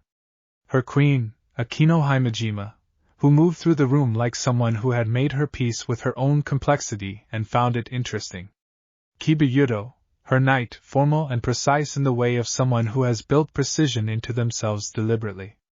Asia Argento, her bishop, who was a former exorcist nun and radiated the specific quality of someone who has been through several difficult things and emerged with their kindness intact, which was the hardest thing to keep. And Kaneko Tuju, her rook, who was small and largely silent and looked at Issei with the flat assessment of someone who does not make up their mind quickly but makes it up accurately. He met each of them with the full attention Yasaka had taught him to bring. Not performance. Actual attention. Who they were, how they moved in their space, what was visible and what was carefully kept back. "You're good at this," Akino said, when the introductions had settled. "At what?" he said. "At looking at people." She tilted her head slightly. "Most people look at us as Rias's peerage. You looked at us as people who happen to be Rias's peerage. Is there a difference?" "There is a very large difference," she said, with a smile that was warm and also watching something. Chapter 38. Sona Sidri came to the Gremory house the next morning. She arrived with the same crisp precision she had brought to Kyoto, her glasses and her posture, and her general impression of someone for whom the world's failure to be organized is a personal inconvenience she has decided to handle rather than complain about. She bowed to Rias, who bowed back with the ease of very long familiarity. She looked at Issei. "You look different," she said. "People keep saying that. People keep being right."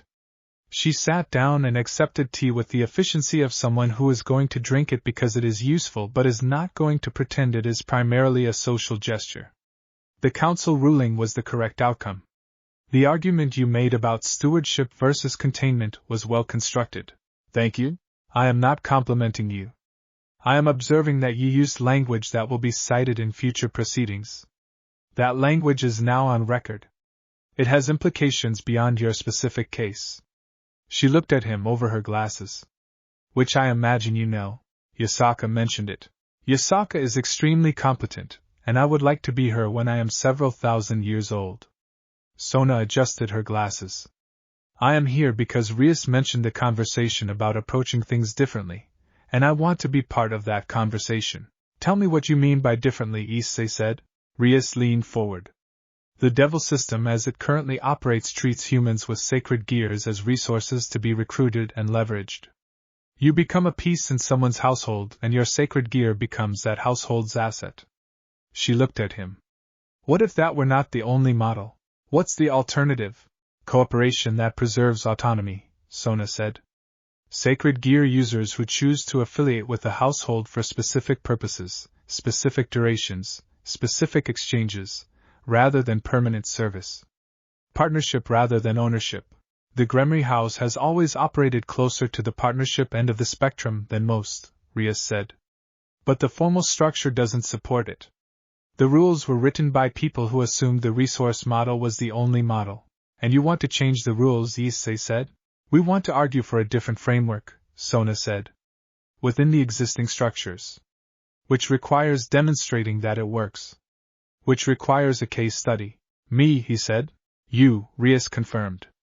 Someone with a significant sacred gear who has been trained outside the Devil system and has demonstrated capability and stability without belonging to anyone.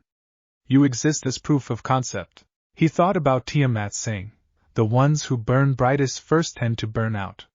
He thought about Vritra teaching him to find the conjunction point. He thought about Yasaka saying, you are too interesting to belong to someone else's property portfolio. What would this look like practically? He said. You work with our peerage on specific operations, Rias said. Stray devil management. The residual fallen angel activity in the region. In exchange, access to our networks, our information, our resources. No permanent service. No peerage obligations. A defined arrangement between parties who have agreed to it. And the goal is to use this as an argument for broader structural change. Eventually, Sona said. When we have enough demonstrated cases to make the argument to the council. He was quiet for a while. Outside the window, Ko was doing its winter thing, ordinary and a little cold and completely unaware that the supernatural world was running its extraordinary business in its quiet streets. I want to be clear about one thing, he said. Of course, Rias said. My home is Kyoto. My commitments are there. What I do here is here, but it doesn't change that. That is the entire point, Sona said. If you had to give up Kyoto to work with us, you would be in the resource model. You don't. That's the demonstration. He looked at them both. Rias with her gray-blue eyes and her pride in what she had built. Sona with her glasses and her precision and her absolutely genuine ambition to make things better than she found them. Okay, he said. Let's try it. Chapter 39. The first operation happened 3 days into his visit. A stray devil had been operating in the Eastern Residential District, a mid-level entity that had been causing disruption in the specific way of someone who has lost their affiliation and therefore their constraints, taking things that did not belong to them, disrupting the spiritual balance of the area in ways that were not yet visible to humans but that would begin to manifest in unusual ways if left unaddressed. Rias's peerage had been tracking it for a week. I want to come, Issei said. That is why I mentioned it, Rias said. They went out at midnight, 6 of them, Rias and Aquino and Kiba and Kaneko and Asia and Issei, moving through the sleeping streets of Ko with the practiced ease of people who have done this many times in this particular city. He moved with them and watched how they moved and identified, within the first few minutes, what Rias had built here. Not a military unit. Not a chain of command with one decision-maker. A coordination, each person knowing their part and the other's parts and the relationship between them. They moved like people who trust each other. The stray devil was in an abandoned lot behind a shopping center, which was the kind of location that strays favored, somewhere the spiritual desolation matched their condition. It was up close, not monstrous. It was sad, which was the more complicated response and therefore the more useful one.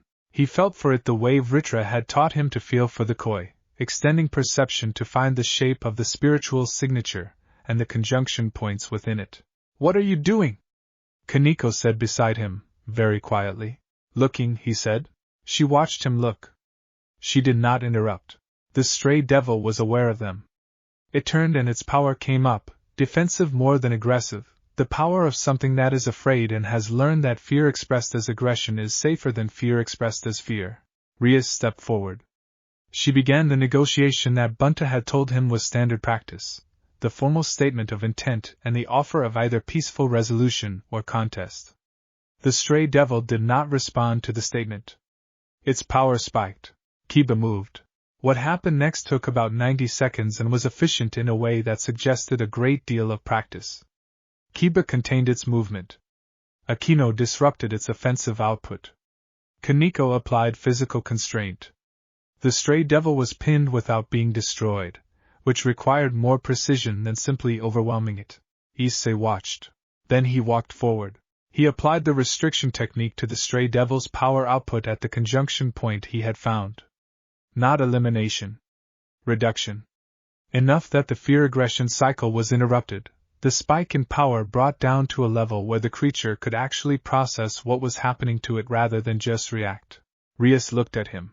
He looked at the stray devil, which was now contained and quieter and confused. It's afraid, he said. If it's afraid rather than malicious, there might be a resolution that doesn't require destruction. Rias was quiet for a moment. Then she turned back to the stray devil and resumed the formal statement, this time with the power spike no longer overwhelming the conversation. The resolution took another 20 minutes. The outcome was not destruction. It was relocation and monitoring and a defined process for eventual rehabilitation into a lower-tier affiliate status, a possibility that existed in the rules but was very rarely used because it was much more work than the alternative. Walking back, Akino fell into step beside him. That technique you used, she said. Restriction, he said. A Dragon King taught it to me. It changed the whole dynamic of the encounter. That was the point. If the thing we were dealing with is afraid rather than evil, the appropriate response to fear isn't overwhelming force. It's removal of the immediate threat so clear thinking becomes possible. He paused. That's true of a lot of things. She was quiet for a moment. Then, Rias is going to want to talk about that approach in detail tomorrow. I know, he said. Good. Chapter 40. He stayed in Ko for 3 weeks. They were full weeks. 3 more operations with the peerage. Long conversations with Rias about the framework she and Sona were developing and how it might be presented to the broader Devil Councils. A visit to Sona's student council office, which was exactly as organized as he had expected it to be and had a complete supernatural case file system behind a bookcase that swung open when Sona touched a specific volume, which was the kind of thing that should have seemed theatrical but in context simply seemed like good practice. He found the town differently than he had expected. Ko was familiar and strange at the same time, the simultaneous comfort and alienation of a place you left before you were ready to leave and came back to as someone different. He walked the streets he had walked as a student, and they were the same streets, and he was not the same walker. The school he had attended was still there. He did not go in. That chapter was closed and he knew it, without sadness, simply as a fact about what time does. He visited the riverside. He went alone, on a Wednesday afternoon when the peerage had their own obligations and he had a few hours to himself. He walked the path he had walked on the last evening as a person who did not know the supernatural world existed, down to the section under the willows where the light in October had been copper and gold. The willows were bare now, winter bare, their long fingers reaching to the water without leaves to soften them. The river was lower than he remembered. Everything was smaller than he remembered, which was always the way of places you have left for long enough. He stood on the bank and looked at the water. Drag, he said. A warm pulse. What do you think? A pause. Then a longer warmth spread, the way Drag communicated things that were too complex for a pulse, a kind of ambient answer. He sat with it, and translated it slowly, the way he had learned to translate. It said something like, this is where it started. It said something like, look how far we came. It said something like, I am glad it was this river. Me too, he said. He sat on the bank for a while. The river moved. The willows reached. He thought about Raynare, who had stood here and said nothing personal, you were just in the way. He did not, he found, feel what he might have expected to feel, which was anger or the residue of fear. He felt something more like clarity. What she had done had been a decision based on an assessment that turned out to be wrong, that the person she was eliminating was a variable of limited significance. She had been wrong about what he was. He had become the proof. He stood up. He walked back through the winter afternoon to the Gremory house. Rias was in the reception room when he came in, sitting with a book and a cup of tea, which was a visual that reminded him of something. "How was the river?" she said. "Good," he said. "Strange." "Good." She looked at him with her gray-blue eyes. "You looked at it differently than you thought you would. How did you know that?" "Because you looked lighter when you came back than when you left."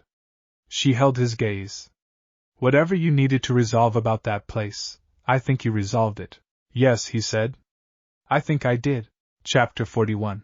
He called Yasaka that evening from the room Rias had given him. He called through the communication method the Yokai network maintained, which had by now become as ordinary to him as a phone call, and her face appeared in the particular quality of the not-quite technology, and he sat on the edge of his borrowed bed and looked at her. "You look well," she said. "I am well." He told her about the operation. He told her about the restriction technique and the stray devil and the 20-minute resolution. He told her about Rias's framework conversation and Sona's case file system and the riverside in winter. She listened with the listening face, the one that was receiving rather than waiting for its turn. "The riverside," she said, when he had described it. "I wanted to see it," he said. "To close the loop. To see if it still felt like the ending of something." "Does it?" "No," he said. "It feels like the beginning." Which makes more sense, honestly. More things begin than end. She was quiet for a moment with something in her expression that he was very glad he could see, even across the distance, even through the not-quite technology. It was the unguarded kind. The warmth had zero remove. "Kuna sent you something," she said. "She asked me to mention it. She has written a letter, an actual physical letter, which she addressed to Issei Hyoudou, Co., which she believes is a sufficient address. Tell her I will write back before I come home. She will appreciate the word home." "I know," he said. They talked for another hour, about Kyoto and the compound and what Bunta had said that morning that had made Sora fall off her chair, which was apparently a genuine occurrence, and not an exaggeration. He told her about Akino, and what she had said about looking at people. He told her that Rias had a genuine mind and that he thought the framework conversation had potential. "You are becoming something," Yasaka said, not at the end of any particular sentence, just when there was a pause. "What's something?" "A person who moves between worlds without losing themselves in either." She held his gaze. "It is a specific thing and it is valuable and not many people can do it." "You do it," he said. "I do," she said. "It took me several centuries. You appear to be doing it somewhat faster. I had a good teacher." She looked at him for a long moment. "Come home," she said. "When you're ready." "But come home." "Before the new year," he said. "I promised." "You did," she said. "I know." He held the connection for another moment, just looking. Then he said goodnight, and the not-quite technology settled back into its inactive state, and the room was quiet around him, a borrowed room in Ko, full of the particular temporary quality of a place you are visiting rather than a place you are. He took out Kuna's letter, which had been forwarded through the Yokai network and arrived that morning, and read it again. It was 3 pages long. It covered her recent calligraphy grade, which had been excellent despite the teacher's reservations about her grip, and the current state of all 11 koi by name, and a theory she had developed about why Vritra's restriction technique and her mother's tail light were related on a foundational level, and a list of questions about Ko that had 42 items. The last line said, "Mikun came to the edge of the pond this morning even though no one was there. I think he was looking for you." He folded the letter carefully and went to sleep. Chapter 42. His last full day in Ko began with the first snow of the season. Not heavy, not the kind that changes a city's character, but the first snow, definitive, small and white and coming straight down in the morning stillness. He watched it from the window of his borrowed room and thought that this was the kind of morning that asks you to take stock of where you are, that winter mornings have always been good for. Rias knocked at 7. "I want to show you something," she said. "Before you go." She took him to the Gremory house's archive, which was underground, accessible through a door in the library that descended into a room that was considerably larger than the floor plan suggested it should be.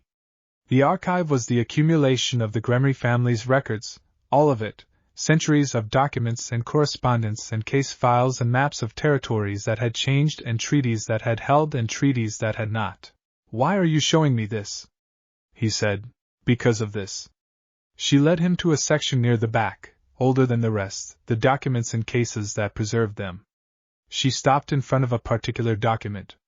"This is from 300 years ago. A ruling from a devil council of that period. It establishes the current model for sacred gear management." He read it. It was formal and dense, and its language was the language of resources and containment and potential threat. It described sacred gear users as vectors rather than as people. "The world we inherited," Rias said. "Yes. And this." She moved to a different case. "This is from 600 years ago. Before the current model. There were other frameworks. Systems where the relationship between a sacred gear user and a devil household was defined differently, more like the partnership model Sona and I have been discussing." She looked at him. "The current model replaced them not because they were ineffective. Because they were inconvenient. They required more from the household. More investment. More genuine consideration of the gear user as a person." She paused.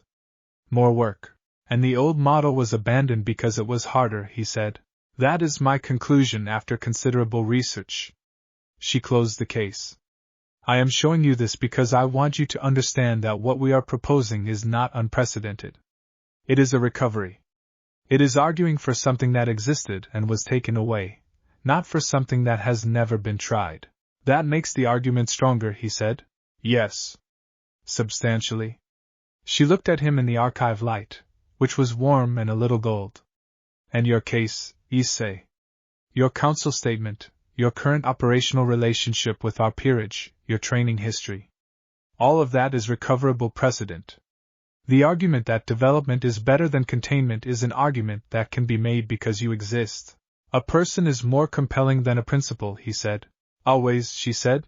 They stood in the archive surrounded by 3 centuries of records, and he thought about what Yasaka had said, about becoming something, and he thought about the specific thing that Tiamat had said about keeping what made you particular, and he thought about the archive's accumulated weight, and what it would mean to add something different to it.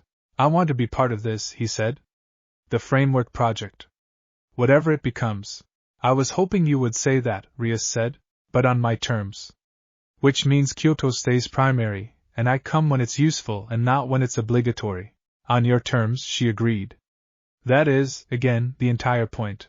He looked at the old documents in their cases and the new framework that was being built in the conversations of 2 young devil lords who had decided that their predecessors had gotten it wrong and that the fact of it being the way things were was not sufficient reason for it to continue.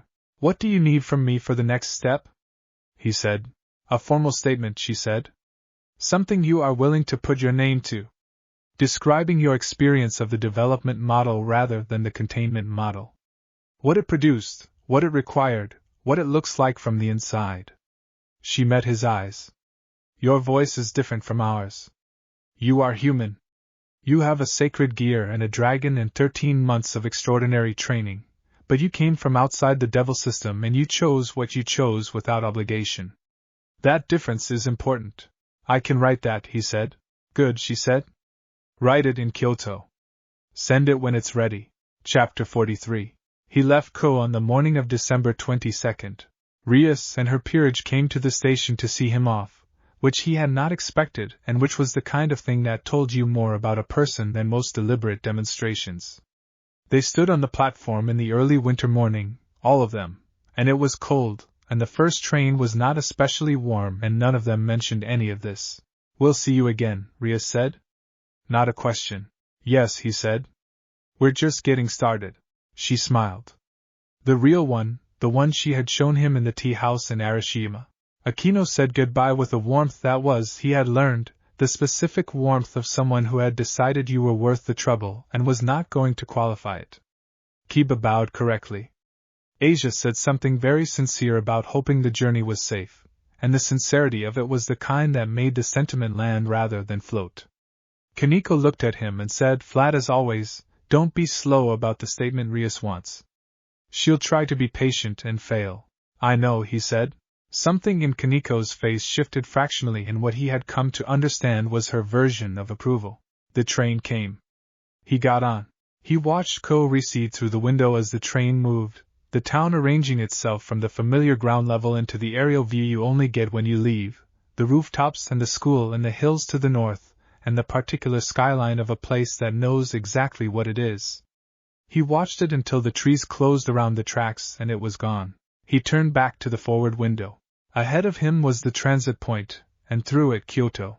He put his bag under the seat and settled back and closed his eyes and felt dragged warm and easy in his chest, the low patient burn of a partnership that had become so natural he was no longer aware of it most of the time, the way you stop being aware of breathing. What do you think? He asked. The warmth moved in the long, slow bloom that meant Drake was taking the question seriously. The answer came as it always came, ambient and without words, and he sat with it and translated slowly. It said something like, "This is what it is for." It said the framework they are building, the connections, the way you moved in both places without being consumed by either. It said this is what the sacred gear was for, not for fighting, not for power as an end, but for this kind of presence in the world. For being someone who can move between things and hold them together. He held that. I know, he said. I think I've known for a while.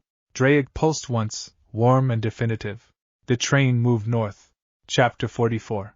He came back through the transit point into Kyoto in the late afternoon, the winter sun already low, the city taking on the quality of light it had in the hour before dark, when everything became more itself. Sora met him at the transit point with an umbrella, which suggested she had either checked the weather or had simply decided that someone returning from a long trip should be met with an umbrella, which was very Sora. Welcome back, she said. Thank you, Sora. Kunu has been counting days. She has a chart. Of course she does. Bunta wants to hear everything and has prepared 3 different teas for the occasion. I appreciate the variety.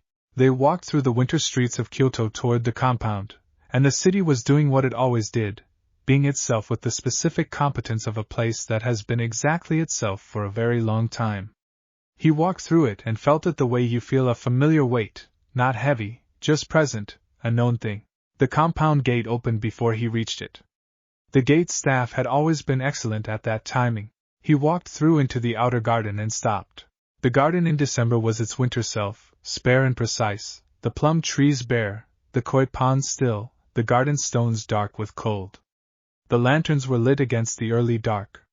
It smelled of cedar and old incense, and the particular cold warmth of a place that has been kept consistently warm even in winter, the contrast of inside and outside meeting at its edges. Kunu was at the koi pond. She was crouched in her habitual way, tails moving, ears forward, a posture so familiar that he felt the recognition of it before he saw her clearly. She heard him. She turned. She looked at him for exactly the time it takes a child who has been trying to maintain appropriate dignity about something to decide to abandon the attempt. She crossed the garden in about 4 strides. He caught her, bag over one shoulder, and she was 8 years old and small, but she was also very entirely present in the way that children who feel things fully are present, and he held on because she was holding on, and Mikon came to the edge of the pond below them, and the lanterns burned in the December dark. You were gone for 3 weeks, she said, into his shoulder. I know, he said. I said I'd be back. You were gone for 3 weeks, she repeated, which was not an accusation but a statement of record. I was, he said. I'm back now. She released him with the decisiveness of someone who has said what they needed to say and considers the matter registered. She looked at him with golden eyes. Did you bring anything? He laughed. Yes. I brought you something from each of the peerage members. And a book from the Gremory archive that Rias said you could read. Her ears went fully forward. About what? The historical precedents for different supernatural governance models. She stared at him. That is the best present I have ever received, she said. He heard a sound from the direction of the main house. He looked up. Yasaka was in the doorway. Chapter 45. She was in the doorway in the way she was sometimes in the doorway, not blocking it and not framed by it but simply present at it, which was a distinction that mattered. The winter dark was behind him and the lantern warmth was around her, and she looked at him across the garden with those golden eyes. He crossed the garden. She stepped aside from the doorway to let him in, which was another language he had become fluent in, the specific vocabulary of Yasaka's small gestures. He came in and the warmth of the compound closed around him, and the smell of cedar was the smell of home. Well, she said. Well, he said. How was it? Good. Productive. Strange and good. He set his bag down. He looked at her. How was it here?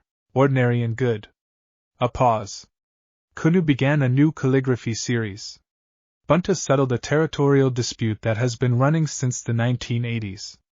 Sora reorganized the library again. How many times does that make? I have stopped counting. She was looking at him with the expression that was behind the reporting. Not the reporting itself. I wrote the statement, he said. For Rias. On the train back. I'll need to revise it, but the substance is there. What did you say? The truth. What it looks like from the inside. That development requires trust and time and genuine investment, and that in return what you get is a person who becomes extraordinary instead of just powerful. He met her eyes. That the difference between those two things is not academic. She held his gaze. You said that, she said? In the statement. Yes. In your own words. Yes. She was quiet for a moment. The compound was around them, its warmth, and its cedar, and its old incense, and outside in the garden Kunu was narrating the state of the koi pond to Sora, who had appeared, and Bunta's voice was audible from somewhere in the inner hall. I have been thinking, Yasaka said, about what you said at the cherry tree. In April. What specifically? That this is home. She looked at him steadily. I want you to know that it is. Not conditionally. Not while the arrangement is useful, or while the training is ongoing. It is home the way a place is home when it has been chosen rather than inherited. I know that, he said. I wanted to say it clearly, she said. Because you said it clearly, and you deserved a clear answer. He looked at her. Outside, Kunu was describing Mikan's recent behavior to Sora with great detail. Inside, Bunta was apparently telling the story that had made Sora fall off her chair, and was doing so to anyone who would listen. He took her hand. It was the first time he had done that, explicitly, clearly, with intention. Her hand was warm, which was not surprising. All of her was warm in a way that was specific to what she was, but it was also real, which was different from abstract warmth, and she looked at their hands and then she looked at him. Good, she said. Good, he agreed. They went inside, and the December night was outside and the compound was warm, and somewhere in the kitchen Bunta was making tea and Kunu had apparently drafted Sora into a discussion of supernatural governance models that was going to last significantly past her bedtime, and the koi pond was still outside in the dark, Mikan moving in his slow ornate loops below the surface of the water, patient and extraordinary. Still there. Chapter 46. The new year came to Kyoto the way it always did, with ceremony.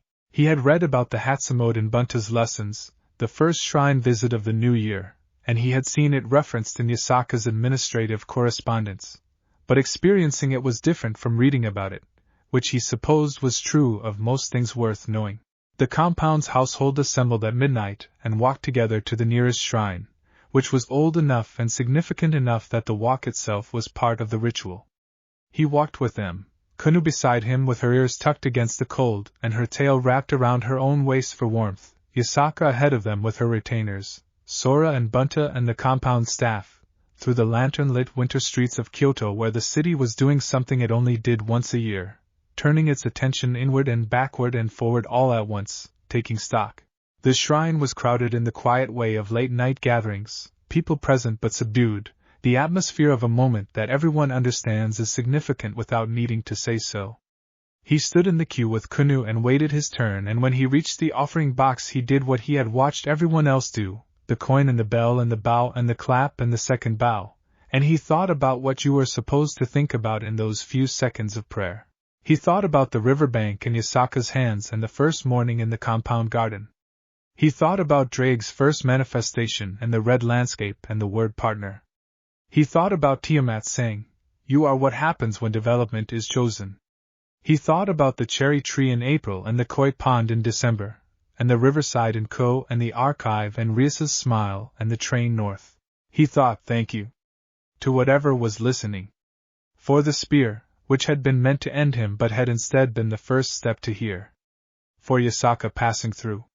For everything after. He stepped back. Kunu was waiting. She looked at him with golden eyes. What did you wish for? She said. You're not supposed to tell, he said. That is a human superstition, she said. Yokai considers shared intentions more powerful than private ones. Is that true? I think so, she said, which was her version of not entirely certain, but I believe it. I didn't wish for anything specific, he said. I was grateful. She considered this. That is a very mature approach to Hatsa mode, she said, with the tone of someone grading it. What did you wish for? I wish for you to stay, she said.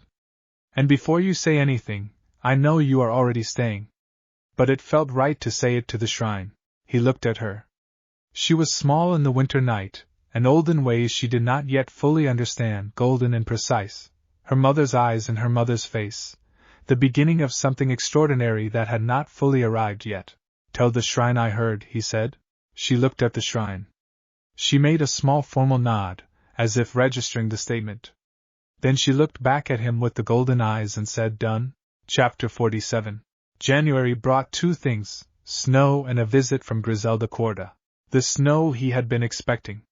The visit he had not, though when Yasaka told him about it he found he was not surprised.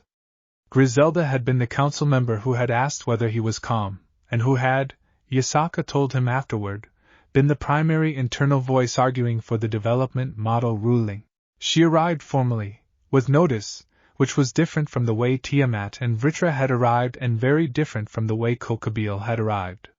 She was shown into the main reception hall, and she bowed to Yasaka with the specific gravity of one important person acknowledging another's domain, and she sat with precision, and she looked at Issei with eyes that were the pale silver gray of very old judgments that have been revised enough times to become careful.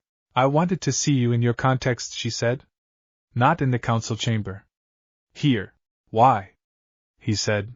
Because what you said in the chamber was more coherent than I expected, and I have been around long enough to be skeptical of statements that exceed my expectations. I wanted to verify that the coherence was the person and not the preparation. Can you tell the difference?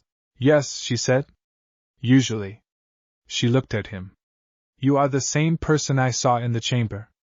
Slightly more comfortable, because you are in your home and I am the visitor, which is the natural and correct dynamic. But the same person. What were you expecting? Someone younger than they presented. Someone who would be less in their own environment because the environment was not theirs. She looked around the reception hall, at the screens and the arrangement, and the compound's general quality of settled, inhabited permanence. This is clearly yours.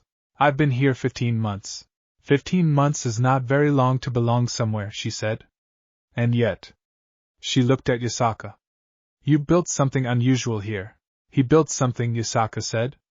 I provided the space. Griselda looked at him. That is a generosity of assessment that I note and attribute to affection, she said, with the clinical precision of someone who is identifying a variable, not criticizing it. He liked her. The status review in 2 years, he said. Who conducts it? If the council agrees, myself, she said. I argued for it because I wanted continuity. I know the baseline now. I can assess change against it. That seems reasonable. I thought so. She held her tea with both hands, which was the first non-formal gesture she had made. I also came because I wanted to say something that was not possible in the formal setting. She looked at him directly. What you did in that chamber was not just the winning of a specific case. The language you used will be cited. The framework you described, development over containment, will come up again. You created a document that people will reference. Rias Gremory is building on it, he said. I know. I have been watching the Gremory situation with interest. She set her tea down. The framework she is developing has merit. The historical precedents support it. And you are the demonstrating case. She looked at him steadily. Be careful about that. Being a demonstrating case means people will watch you looking for the moment you fail to demonstrate the principle. You need to be, not perfect, but consistently yourself. That's what Tiamat said, he said. The Dragon King Tiamat trained you, she said, with the flatness of someone adjusting to new information. I was told. It is still somewhat startling to hear directly. She was very strict, he said. I imagine she was. Griselda was quiet for a moment. Then, you will be significant, Issei Hyoudou. How you choose to be significant will matter beyond your own story. I know, he said. Good. She stood, and bowed to Yasaka, and bowed to him, and the bow to him was the same quality as the bow to Yasaka, which was itself a statement. I will see you in 2 years. Continue what you are doing. Thank you, he said. For the ruling. I ruled correctly, she said. I do not require thanks for correct rulings. I require that they be vindicated. She looked at him one last time. I believe they will be. She left. The reception hall was quiet. She likes you, Yasaka said. She assessed me positively, he said. I'm not sure she likes anyone specifically. That is a distinction she would appreciate, Yasaka said, and the corner of her mouth moved. Chapter 48. He wrote the statement for Rias in January. He wrote it in the main hall in the morning, when the compound was at its working quiet, Yasaka in her office, Sora in the library, Bunta somewhere being encyclopedic at someone. He sat at the low table with the garden visible through the open screen, cold and clear in January, the plum trees still bare but with the first suggestion of buds at their tips, the beginning of what would become spring.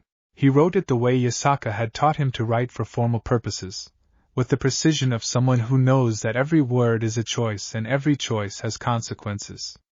He wrote it in the voice of a person rather than an argument, which was the instruction Rias had given him, and what emerged on the page was more personal than he had expected and also more useful. He described the riverbank. He described waking to someone who had decided he was worth remaking. He described the year of training and what each element had built toward and how the pieces fit together into a person who was not just capable but stable, who had a foundation that had been laid rather than improvised. He described Drake. Not the power. The relationship. The way the heavenly dragon was not a weapon but a partner, the way that partnership had developed through patience and attention rather than through the kind of forced access that the containment model tried to produce. He described what Tiamat had said, that the relationship between vessel and power was primary, that everything else was consequential. He described what the development model looked like from inside it. What it required from the person doing the developing. What it produced. He wrote, the difference between a person who has been given power and a person who has grown into power is not primarily a matter of capability. It is a matter of understanding. I know what I carry. I know its history and its nature, and its costs, and its potential. I know this because someone trusted me enough to teach me, and I was trusted because the people who taught me understood that trust is not naive. It is the most productive investment available. He wrote, I am not a special case. I am not a singular individual who somehow transcended the need for the containment model. I am what happens when the development model is applied consistently and with commitment. I am what is available to everyone, if the structure allows it. He wrote, I am what happens when you decide a person is worth more than the power they carry. He read it back. He revised 3 sections. He read it again. He sent it to Rias. Her reply arrived the next morning. This is exactly what I needed. Thank you. We are going to build something with this. RG. He folded the reply and put it in the drawer with the others. He went to the garden and found Kunu in her Tuesday session position, ready to work. She looked at him with her golden eyes. You sent the statement, she said. Yes. Mother told me what it said. He looked at Yasaka, who was visible through the screen of her office, reading something, and who did not look up. What did she tell you? He said. That you said a person is worth more than the power they carry. Kunu looked at him steadily. Is that about me too? Or only about you? He looked at her. She was 9 years old and had her mother's eyes and had been absorbing power since before she could talk and had corrected his breathing on the 42nd day, and had made him an ink painting, and had wished for him to stay at the New Year shrine. It's about everyone, he said. But yes. Also you. She was quiet for a moment. Then she settled into the session position and said, then let's work. He sat across from her, and they began. Chapter 49. Spring came to the compound in March, which was when it always came but which was also somehow earlier than expected, the plum blossoms opening on a morning when he had not been watching for them and finding them suddenly everywhere, white against the gray blue of the winter-ending sky. 16 months since the riverbank. He had been thinking about timelines, not obsessively, but in the way you think about the distance you have traveled when you arrive somewhere good, not to calculate it exactly but to understand it as a shape. 16 months ago he had been an ordinary person. 13 months ago he had first manifested Drake's gauntlet in this garden. 10 months ago Tiamat had left the compound and told him to keep what made him particular. 8 months ago he had sat in a council chamber and made a case that would be cited. 3 months ago he had gone back to Ko and stood on the riverbank and watched it recede from ending to beginning. And here, now, in this garden with plum blossoms opening and Kuna discovering them with the intensity she brought to discovering anything, and Yasaka in the morning light with her 9 tails moving in their slow arcs and the compound's cedar warmth around all of them. What are you thinking about? Kuna said, finding him standing in the garden, looking at nothing in particular. Timelines, he said. What about them? How they look different depending on where you're standing. He watched a plum blossom fall from the nearest tree, slow and sideways in the still air. From the inside of something, you can't see the shape. You only see the next moment. And now you can see the shape? She said. I can see this part of it, he said. I can't see the whole thing. Nobody can. That does not bother you. He thought about it honestly. No, he said. It used to. Not knowing where things were going. Now it seems like the right arrangement. You're not supposed to see the whole shape while you're inside it. Kuna looked at the plum tree. Mother says that is what patience is for, she said. Not waiting for things to happen. Being present while they are happening so you don't miss them. Your mother is very wise, he said. I know, said Kuna. Then, with the precision of someone who understands that not everything important is announced, she is also happier than she was. I notice things like that. He looked at her. She was still looking at the plum tree, her tawny gold ears tilted toward it, her tail moving in its slow arc. I know, he said. Good, she said. I thought you should. She walked toward the tree, apparently intending to examine the blossoms at close range, and he stood where he was and watched her go and thought that she was right, that noticing things was a specific skill and she had always had it, and that in approximately a decade the supernatural world was going to encounter something in her that it was not prepared for. He was looking forward to seeing it happen. Chapter 50. On the evening of the first full day of spring, Yasaka took him to the top of a hill above the city.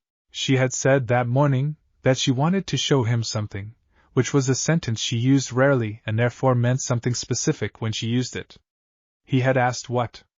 She had said Kyoto, from above. He had said, I've seen Kyoto. She had said, you have seen Kyoto from inside it. There is a difference. There was.